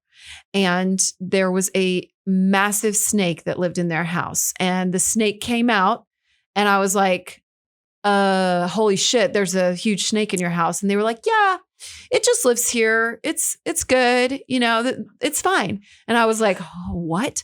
And the snake came out, and I started measuring the snake as it went by. And it was 30 yards long by my estimation. So it's a very long snake. Wow. And they were not bothered by this snake at all. And I was like, I guess it just lives here and we're all cool with that, and I was staying with them or whatever. So I was like, I'm staying in this house. So, all right. Well, anyway, so that was my dream. And then as I was in my ketamine experience, I had a lot of other visions go on with it. But one of my visions was, I have had a thing where I pictured my solar plexus chakra in a box. And I would have to kind of clean off the box if it got gunk on it or something. And all of a sudden, there was no box anymore. Mm. And then, as I was in my experience, I saw my chakras as little balls, and they cracked open like little balls, and they worked their way up. And I was like, well, that's weird. And so I felt it and watched it. And so anyway, she said that this dream about the snake was a Kundalini energy, and there was a male and female in the house, and it was like my male and female energy. And that I was more open to accepting that there it was. And anyway, I didn't tell her about the chakras, but I was just curious what your take was on that. Yeah, I agree with her on that. On that interpretation of the dream for sure. Like, really? Yeah. And it's because you were, they didn't have fear of it, right? No, not at all. It's a cool No, they were like, snake. It comes out sometimes. It's all good. Whatever. Yeah, it comes out sometimes. I mean, that's what Kundalini does. Like sometimes it's like, hey, here we are, And so what I heard when you were talking about your solar plexus and there wasn't a box there anymore, it's like you've given yourself permission to feel. That's so interesting because that's where our intuition lives. Yeah. And it's funny how I kept finding mine boxed up. And then suddenly I was like, there's no box. The box is gone. Mm-hmm. Mm-hmm. This experience you've been having over the past few weeks has taken the box off. Because you're like, I have to feel my way through this. I have to experience my life to the fullest. And I can't do that with it in a box. And so those got cracked open. So your chakra, I wouldn't be surprised if you're more psychic, if you have like your intuition is increased over the past few weeks, you're probably a lot more sensitive. Yeah. It's maybe harder to be around people a little bit. You get a little tired, that kind of stuff. I've been laying very low. Yeah. Yeah. Yeah. In fact, I almost called you one day, like, cause we met to talk about this, I guess Friday or something. And you gave me the book and then, just over the weekend, I was like, should I call her and do some sort of energy work or something? And I was like, I'll tell her the dream, but I felt like maybe, it's just an interesting journey. And I figured, I guess it'll happen when I'm ready. But, yeah, I do feel like that. And I have been tired and I have been laying low, but I've just been giving myself the grace and the space to do that. It's definitely key whenever you're going through energetic shifts. I'm going through some right now myself. And so I've been kind of like extra sleep, extra rest, I'm cutting, and that's part of the scheduling issue, or I say issue thing that I'm doing for myself, really self-care. It is self-care, actually. Putting those boundaries in place is huge self-care. Mm-hmm. I even had a friend reach out today and she was like, oh, let's go get a bite to eat, blah, blah, blah. And I had to really sit with it because I wanted to say yes. But I was like, I'm not really eating out right now. And I don't really want to do that. It's not about her. Right. You know? Right. Right. And so yeah, I did. I just owned that. Yeah. And you've got to take care of yourself in that space. The more you take care of yourself in that space, the more gracefully you're going to be able to move through it. And the more space you have to have, you know, I mean, when you're going through these things, sometimes you just have spells that wash over you and you have to cry, or you have to get emotions out. And if you're staying too busy for that stuff to happen, it takes longer. The process takes longer. And so you definitely want to give yourself that space and time whenever possible. And it's hard when you're busy or you have little kids or, you know, I've been through that and it's just like, oh, geez, you know, I mean, it's the little pockets of time that you're allowed. But one of the things that you can do that's interesting is you can actually instruct your guides, instruct your energy system. Like I'll say, okay, I'll ask people, like, if I know they're going to process something really heavy, I'll say, okay, we're going to do the work now and we're going to put it in a bit of a box and tell me, or your guides, or just set the intention. You can write it down. This is the time that I want to process this. Nice. And you can schedule on your calendar that kind of breakdown or that time. And most of the time it works, you know, unless you're just really, you know, kind of too tense for that to happen. But you say, okay, you know, between 8 and 8:30 or 8 and 8:45, whatever, I want that energy to come in and I want to be able to process this emotional, you know, work that I need to do. And you can cry, scream, you can lay down, breathe heavy, whatever you need to do to get through it. And so you can actually schedule that kind of in your energy system to do that. So, well, there's a lot to be said for really just allowing your brain to be set up, just like you were saying earlier, like you are mentally prepared. And so you're mentally prepared in that moment. Exactly. You're speaking to my like Virgo planning heart right there. You're Virgo. Yes. Oh, what are you? When is your birthday? August 26th. Oh, okay. So I'm February 3rd. So okay. In Vedic astrology, I'm a Capricorn, and in Western astrology, I'm an Aquarius. Oh, yeah. So I'm a little bit of what am I? A little bit of both. I mean, you're I'm right on on you're right on the cusp of Leo. Leo Virgo. Yeah. Mm-hmm. Yeah. So I do have some Leo tendencies. Yeah. Too. Yeah. Huh. Mine's Leo rising. So I am Moon in Pisces. I have Pisces Libra moon. Rising. Wow. So, wow. I have Pisces moon as well. Yeah. So, I don't know enough about it. I think we touched on this the other day. Yeah. It's a lot. It is a lot. I was talking to someone earlier and she was kind of rattling off all this stuff because she's an astrologer. And I was like, oh. You're like, slow way down. It's like, this means this, this means this, this means this. And I'm like, okay. You know, I like, it's just, I don't know why. I've just never been drawn to dive into that fully. But I mean, astrology has really saved my bacon a few times as far as, okay, I'm not crazy. The stuff that's going on in my life is in my chart. It was going to happen regardless. It's like, this was the plot of my movie. It's just the characters and the situations and all of that stuff that showed up could have gone 10 different ways, you know? Mm-hmm. And so astrology is really, it can be actually really comforting sometimes to know if you're going through something difficult that was supposed to happen.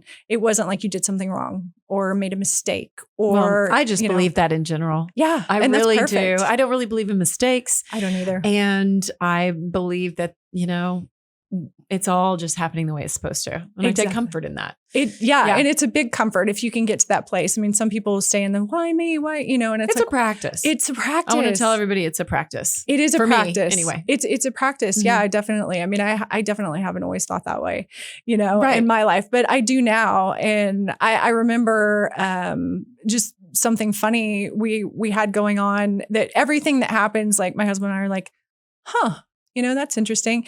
And we went to pull something out of the refrigerator and it almost pulled the shelf out. It was like a big thing of salmon. I went to pull it out. He's like, oh, you know, he puts the shelf back in. And later he was just talking and went like this and the whole shelf came out, broke on the floor. It wasn't just like laying there. It was like, because it was cold, it was like the glass was like popping like popcorn on the floor.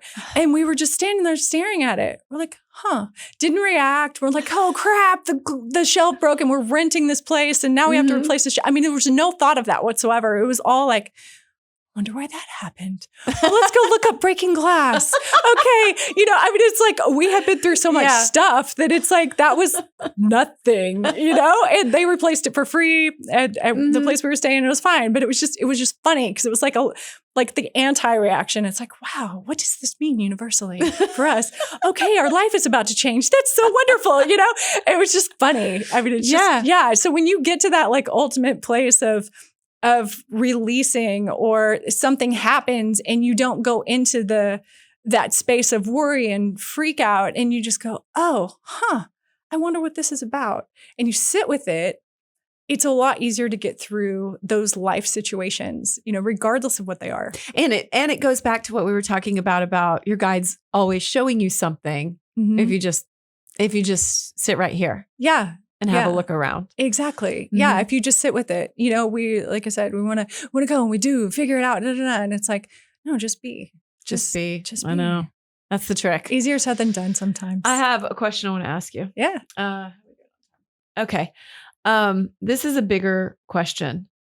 So you mentioned, when you first had the awakening and everything felt like you had old traumas coming up, you had connections with other spaces and all that. So what do you think about like the real nature of time? That's a good question. So I believe that it's really a construct of humanity to function in our world. I don't feel like time is really something that is, I say real, is that's the best word I can use, I guess. It's something we put in place to create structure for our lives. Sure. Because, it's like, what else would you say? Oh, when the robin comes and sits on my porch, I will meet you for lunch. Nobody talks like that, and we have to have on this planet, because it's so, the energy's so dense and we have all of these things going on. It's like we had to have some form of structure. And I don't feel like time's linear. I really don't feel like time's linear. That's what I want to know. If we do you think time's linear? Do you think everything's happening at once? Like, what do you think? Time definitely, I got a different perception of it whenever I went through my awakening, because I was experiencing all these different things kind of at the same time. I had past life experiences that would come in and be very, very real, extremely vivid. I was very aware that different people that I had in this lifetime were in different lifetimes with me, and we had different relationships. And I'm like, oh, that's why I feel that way about that person. It's soul memory, because soul memory is a thing. It's a thing. I mean, and it can be super confusing, when you kind of, maybe you have feelings for somebody and you're like, why am I drawn to this person when there's all this toxicity or there's all these things? And why do I keep feeling like there's this connection? And a lot of times it's soul memory that your heart doesn't forget, your soul doesn't forget that person. Maybe you had a wonderful relationship in another lifetime, or sometimes you meet somebody who's, I don't like them. Yeah. I just don't. Why don't you? I don't know. I just don't. Your soul memory's like, exactly. That person betrayed me. Exactly.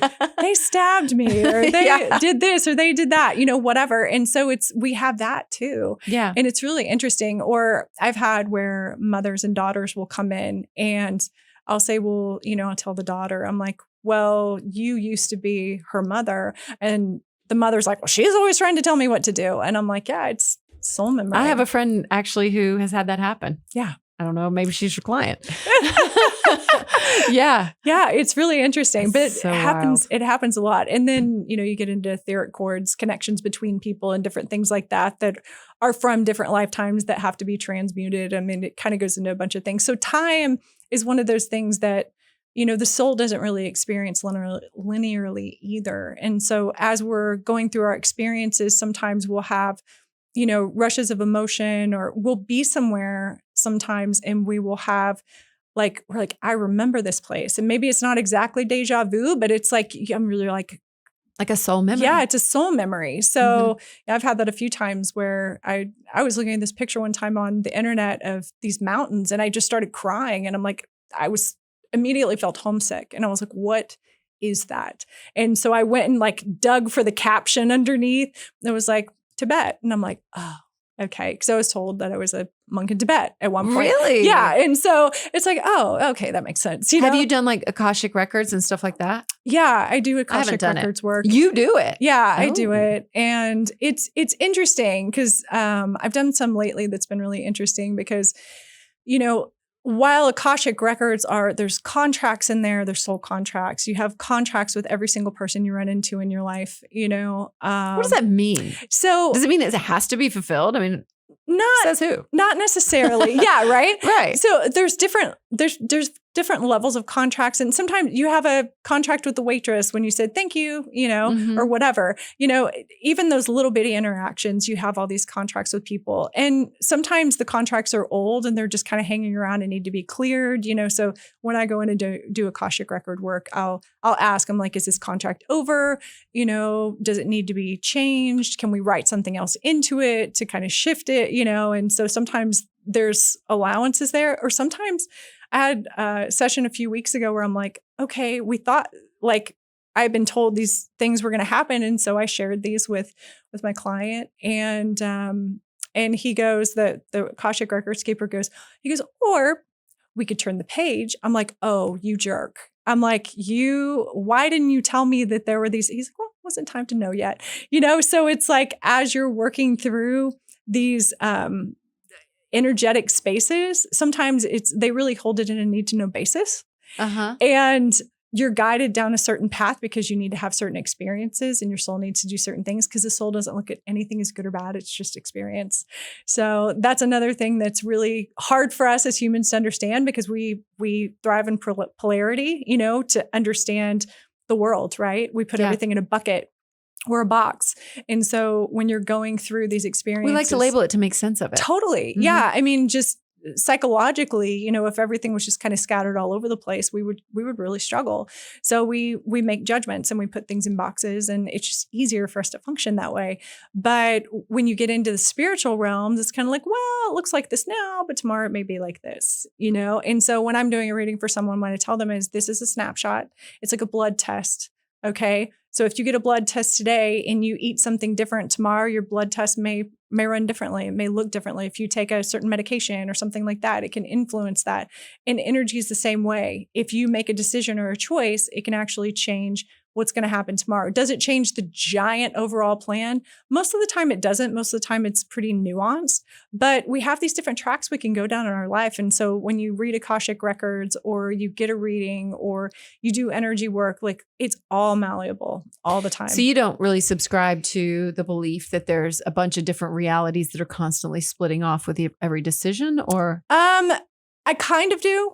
Because I've been shown things like that, like, oh, right now we're living this experience and then over here, this is happening. So it's like parallel realities and universes and stuff like that. I've been told they're real. And some of the, sometimes I get into those energies with people. Like if they're really struggling with something, I'm like, okay, guys, what do we do here? Because sometimes I ask my guides, I'm like, okay, I've tried everything you've told me to try. What else do we need to go? Oh, you need to pull some information from this reality. They need this energy of this particular thing. I'm like, okay, so we'll pull that in, but it's like, it's kind of rare that we go there because most of the time it's pretty laid out and straightforward. But every now and then, especially if I get somebody that's really sensitive, usually that happens when I have somebody that has like spectrum disorder, or they're just a highly sensitive person, or they're like, you get into like things like hybrid souls and like people that are like, I'm not from this planet. You're like, yeah, it looks like it. We'll see. Yeah, it looks like you're not. Yeah, it's like their energy is so different. You meet somebody and you're just like, they are really weird. Like what is going on with that person? And it's a lot of times they're energetically not synced up with this place. And so, you have to bring in other energy to get them feeling like they can function here and be okay. Because sometimes that integration just doesn't happen smoothly. And so we have to bring that in. But that's like, it's where you have to go there. But I mean, now we're getting off into woo. But I don't care. Yeah, no, it's fun. It's fun to talk about. Yeah, I don't talk about it super often. I think this is the first podcast I've talked about it on. So it's kind of I like that kind of fun. Thing. Yeah. I love just, I don't know. I majored in philosophy. I'm like, let's talk about what the hell's actually going on.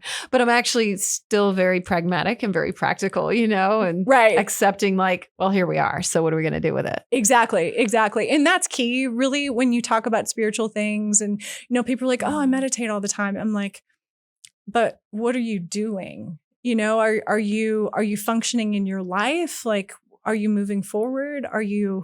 What are you doing? They're like, oh, I don't know, but they're so ungrounded because sometimes when people meditate, they're just pulling in energy from the top and they're not grounding the energy all the way down. And when you don't do that, you tend to get really spacey and you're just kind of like, whoa, everything's great, and it's like, well, your electricity got shut off. Yeah, I didn't pay the bill. It's like people get really spaced out. And so it's really important when I tell people, if you're going to meditate, that's awesome because meditation is fantastic. It can help you get calm. It can help you get clear. I'm a big fan. Yeah. It's awesome.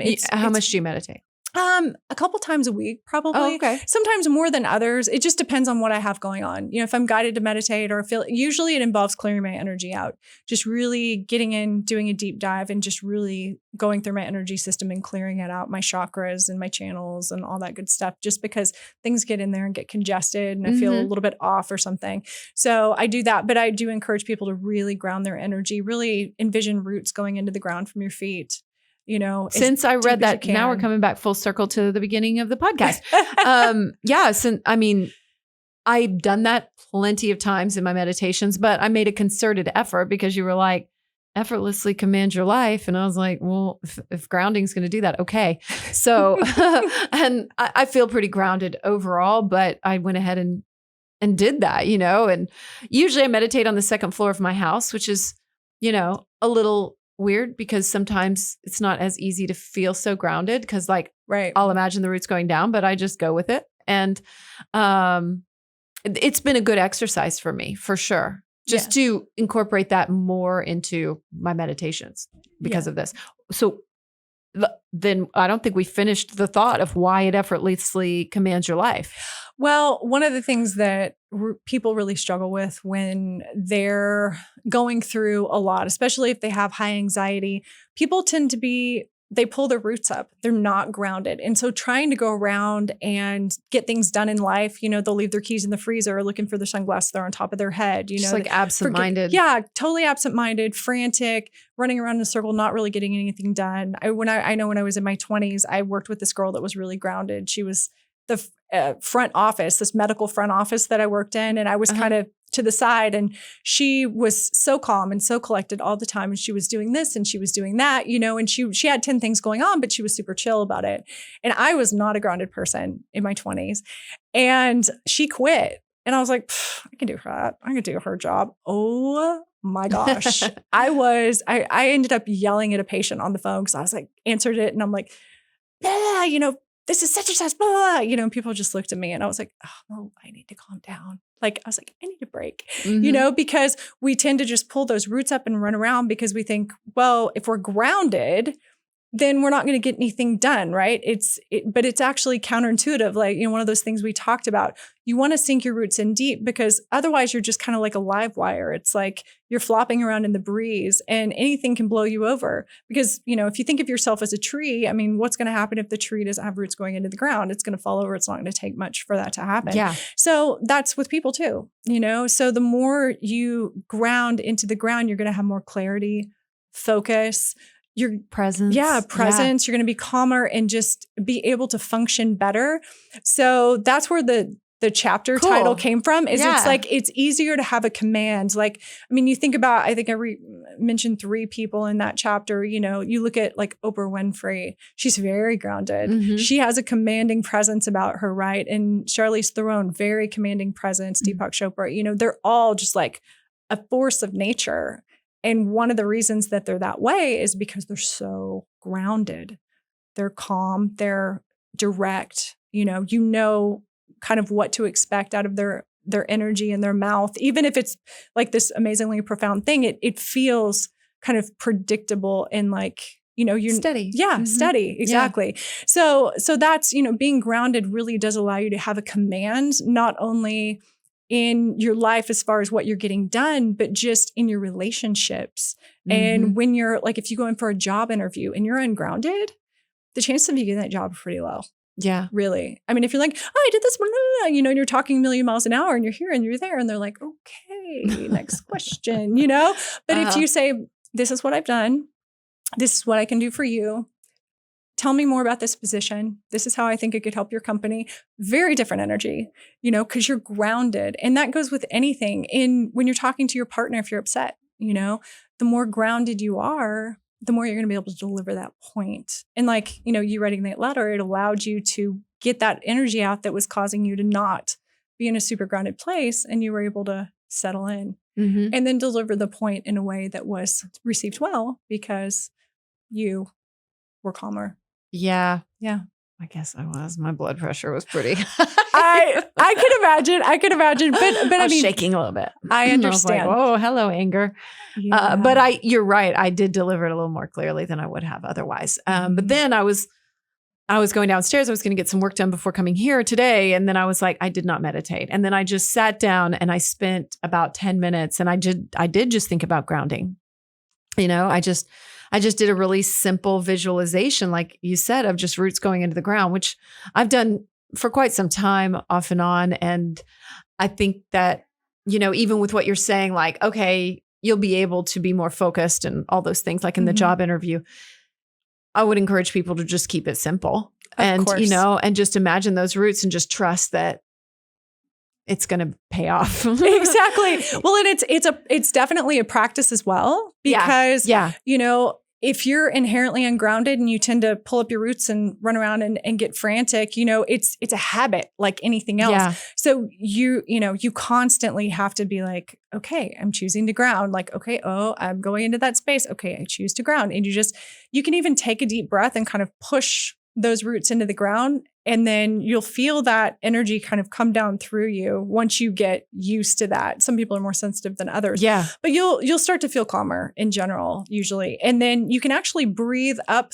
through those roots. Imagine taking a breath, breathing up through those roots and breathing that energy into your body. And then you can add another layer if you want after you've done the basic couple of things. And if you have color that you're working with, saying you're trying to get more confidence, okay? If you don't have a lot of anger going on, having red below the roots and breathing up red through your roots actually creates this grounded element with the color. And then it really can permeate your system in this really grounded way. So, but if you've got anger, then blue's a good one to pull up, you know, through there and just into your system. So love it. It's a really that's cool. Kind of a unique thing to do that can really help and just add another element of work for yourself. So, which you do have a ton about color on here, which I've been on a purple kick. I love your shirt. Yeah, my nails, and I've just been purple. Intuition. Is it? Yeah, it's cool. It's intuition, it's knowingness, it's wisdom, it's courage, it's just all those things. So you're tapping in. Awesome. I am. And I'm just going to go with it. This has been beautiful. Beautiful. So let's see how we want to do this. Well, first of all, too, I do want to encourage people to get your book. It's very thorough, but people can, and there's, you know, sections on all sorts of tools that you can use and stuff. Some of my favorite things though, are like what we just talked about, very simple practices like breathing, grounding, like things that you can do so easily with nothing else special except you. Right. You are the tool, which I love. Exactly. So I would encourage people to pick up this book though. I like it as a reference book because you've got really great references to chakras, to, like I said, all sorts of tools. Here, I just flipped open to what angel handles what. And so, you know, I don't even know how to use that exactly, but you really give people some great options and a great information system. So very cool. Awesome. Yeah. So I was thinking two different things. One, I want to, you know, open it up to you, to your heart with whatever maybe we missed or whatever you'd like to share as we start to wrap up. But I was also going to see if, you know, you wanted to just do some sort of 5-minute thing for everyone who's listening Sure. and for me. Yeah. So which order would you like to do that in? Let's see. So I'm tapping in a little. Yeah, good. No, tap in all the way. Go all the way, Amanda. And so what we're going to do is first stretching out. Stretching out. Good. Getting ready. Yeah. So the message that is coming to me is really take your time. Take your time with your practice. Take your time with your life and allow yourself the space to relax. Because right now it's frantic. People are getting back to their routines, which can feel good, but it can also feel like, wow, I'm back in the rat race again.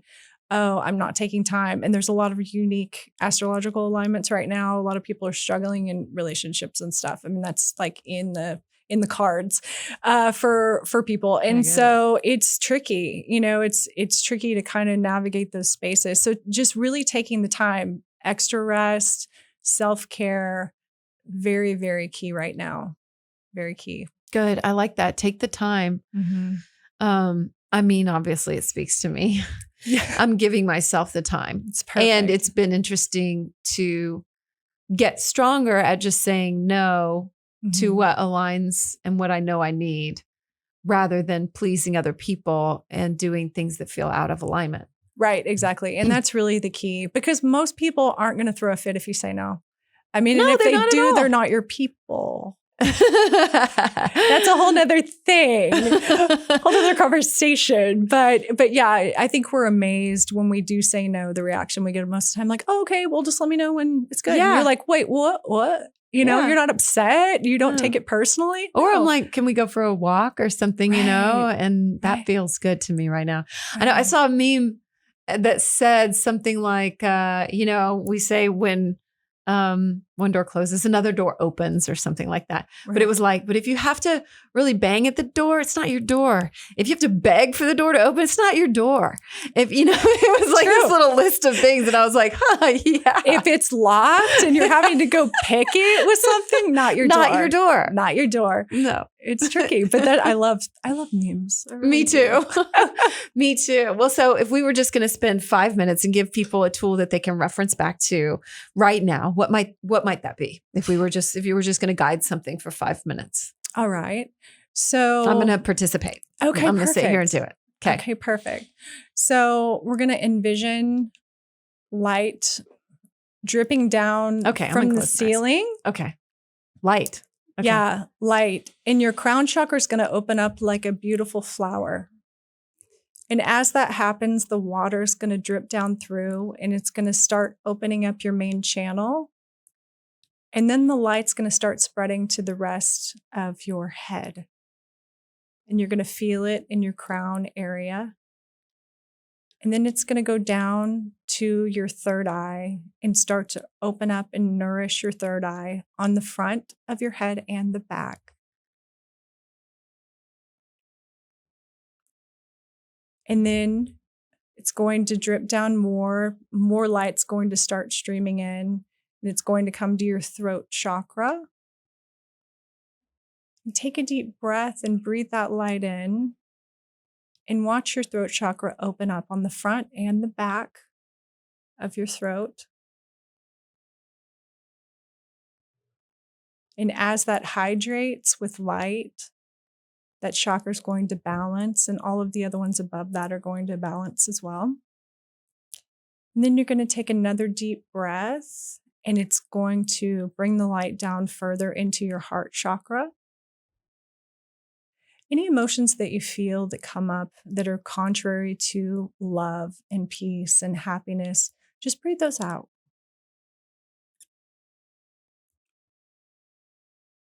Let those go. You don't have to hold on to them. It's going to open your heart chakra up. You're going to take a deep breath and you're going to breathe in again. That's going to go down to your solar plexus chakra. And the hydration is going to keep happening in those chakras with light above that. Then it's just going to really open up that solar plexus chakra, and it's going to burn away any energy in there that needs to be taken out. Just going to gently remove it out of your energy system, out of your aura.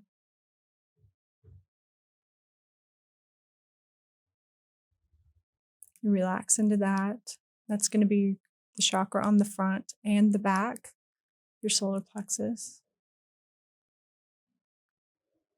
And take another deep breath in, and we're going to pull energy down into your sacral chakra.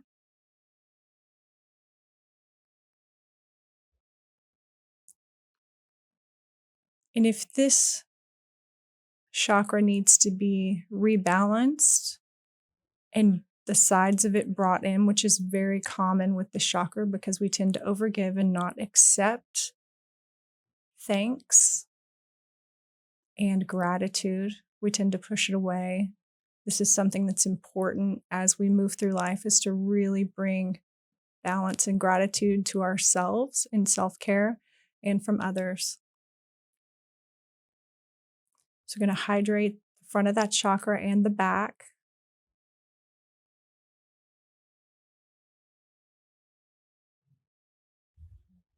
I'm going to take another deep breath in and push down to the root chakra, the safety and security in this world. I'm going to open up the main channel now completely so that all of the chakras are getting nourished with the light that's coming down through.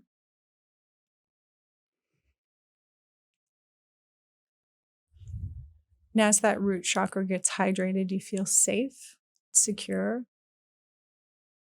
strong, confident. And take another deep breath in, and the light is going to go down to our knees. There's chakras on the back of your knees. These are about moving forward.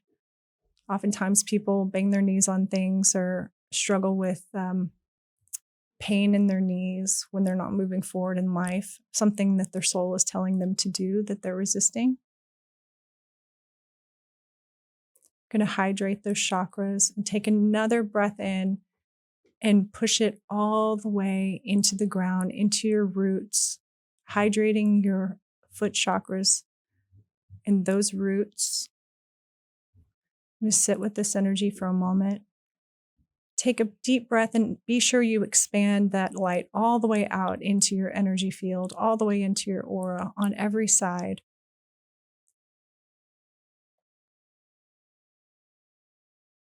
And then one more breath in, breathe up through your roots into your whole body, all the way up to your crown. And then take a breath out.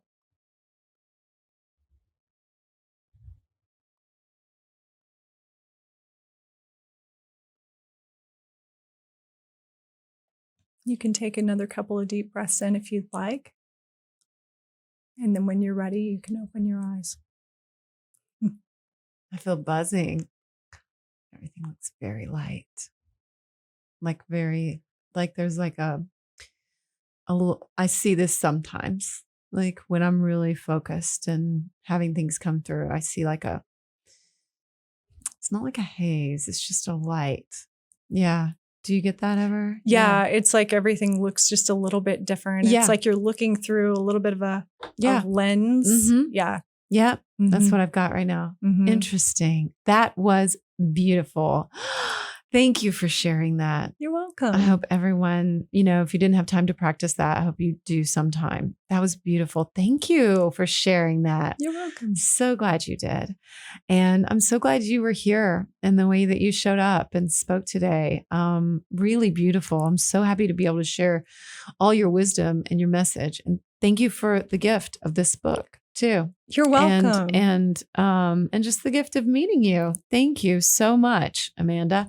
And you've also got a magazine that you're working on too. And I would like to share, with everybody how they can get all your offerings. Okay. Yeah. So my website is amandahainline.com. Mm-hmm. And I'll have links in the show notes so everyone can just click there. Okay, great. And then I have my book that's Feel Better in 5 Minutes, an empowering guide to gain control over your emotions. Yes. And that's on Amazon and Barnes and Noble. I do have links on my website for that. So I was trying to get it. There it is. Yeah, you do. It's tricky. Yes. I know. Everything's backwards. Yeah. But yeah, so that can be found directly on Amazon, Barnes and Noble, or on my website. We've got links on there for that. And then the magazine is Sarah Magazine. People are like, it's spelled Sarah. I'm like, well, it's Sarah, which means essence. So it's taking you back to your essence, everything that takes you back to that. So, all kinds of self-care in there, energy work, articles, I enjoyed it. I read the whole thing. Oh, Yeah. awesome. I'm glad you liked it. Yeah. Yeah. That was our first issue. And so now we're coming out with the Christmas issue in a week or so. I Awesome. think. So yeah. Will it be something every quarter or? We're doing it do you have a every plan? 2 months right Okay. now. And we're actually looking for contributors. So Cool. if you want to If you need contribute, me, you let me know. Absolutely. That'd be awesome. Yeah. Yes. We're looking for people to start really contributing to the magazine. And we're just kind of holding it open-ended to see where things go with it. And we want to add more to it as time goes by. Of course. Grow. That'd be awesome. Yeah. And then I have a product line that's going to be coming out early next year. We're hoping before Christmas, but things as they've been, it's been a little tricky. So that's for the younger crowd, 16 to 26 or so. It's called Zen Vibes, and it's essential oil rollers and wallets and just different things like that, diffuser blends, and it's all channeled. So that's so cool. It's been really fun. It's been a really fun project to get to figure all that stuff out. And I have a wonderful consultant that's been helping me with that. So it's been a lot of fun. And then hopefully next year I'll be doing a podcast at some point. But awesome. Yeah, I don't know when that is yet, but that's right. You were coming to Hot Pie today to kind of take a look around. Yeah, too. just kind of check it out. See what's going on. Yeah. Yeah. Oh, good. Well, is there anything else that we missed that you need to add before we go? There's not anything I can think of. Oh, other than I do have a Facebook group that's called Daily Energy. Is it free to join? It's free. It's free to join. We just ask a couple of questions, and then people come in there. I do Facebook Lives every couple of weeks right now. So it's fun. It's been fun to kind of have that platform grow and watch that all. And I'm on Instagram at AK Hainline. There's another Amanda Hainline out there. So, she got there first, but that's okay. But there's another Amy Edwards too. Oh yeah. I imagine. Yeah. And you're just there's lots. Yeah. Yeah, exactly. So yeah, it's AK Hainline on Instagram. So yeah, it's been a fun journey to start putting everything out there. And I just encourage everybody to enjoy your journey. Really enjoy your journey and embrace it, and don't judge yourself for what you're feeling. Just just empower yourself to let those emotions go if they're not serving you anymore. So, yeah. It's a big one. Yeah. Oh, that's so beautiful. Thank you. I so enjoyed this talk today. Me I hope you did too. It's so fun. It was so much fun, and I just got so much out of it. So thank you so much. And I will put everything in the show notes so people can find you very easily. And I just wish you so much continued success. And I'm excited to see what this all grows into. So thank you, Amanda. Thank you. Thank you so much to Amanda for being here today. I loved that conversation. I can't wait to listen back to it because I feel like there was so much in there and so many little takeaways that we can all benefit from in the moment, like just stepping into our breath, just simple grounding. I liked that envisioning too that she did, where we ground with our roots and imagine the color breathing in through our roots and breathing into us. I'm going to use that. Really cool. I love learning really, really simple things that we can remember. If it gets too complicated, it's just confusing. You know what I mean? So anyway, I really hope that spoke to you. If there was something you really liked, please leave it in the reviews. I would love to read that and know what you thought. Our week's affirmation is, I am open to what presents. I'm open to what presents. And that spoke to me just because of what we were talking about with the spirit guides, where I feel like I want to know, and you have to just sit back and relax a bit, like she said, and just be. and then it presents. You can't grab that ether. Just stay open to what presents. There's a true detachment and letting go in that, isn't there? And maybe you're open to the stuff that presented today. Maybe you're open to the pleasure practice that I talked about in the intro. Maybe you're open to what presents. I'm open to what presents. I like that. Feels good. Thank you for being open to this today. Thank you for being here today. I had a fucking blast. Thank you to Hot Pie. Thank you, Alyssa, our producer. Remember that you can always reach out to me if you've got something to say. If you've got a question, I'm all ears. Amy@amyedwards.com. You can find me online too at Real Amy Edwards on Instagram. You can find me on Facebook. It's the Amy Edwards Show. I'm getting better about that. I really am. And she kind of inspired me. I need to get on top of the Facebook group. So let's do that. Also, I'm at the Magic Babe on TikTok, which is its own little universe.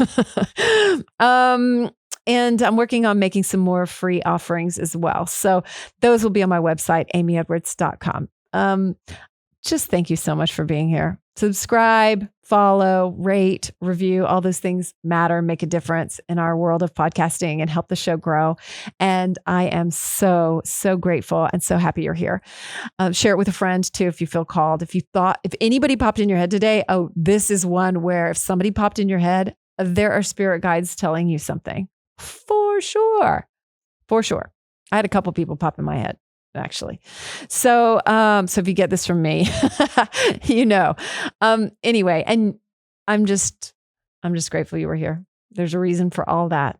No mistakes. So thank you so much. New episodes out every single Thursday. So subscribe or follow wherever you listen. And I just wish you well to stay open to what presents. I'm open to what presents. Here's wishing you just all the good stuff throughout as we wrap up this year, or maybe you're listening in the new year. Wishing you all the good stuff, peace and health and wealth and love and abundance and pleasure and higher vibing all around. Till next time. Thank you so much for listening. If you liked this show, please rate and review. It totally matters. And I encourage you to spread the love too and share this episode with a friend if you feel called.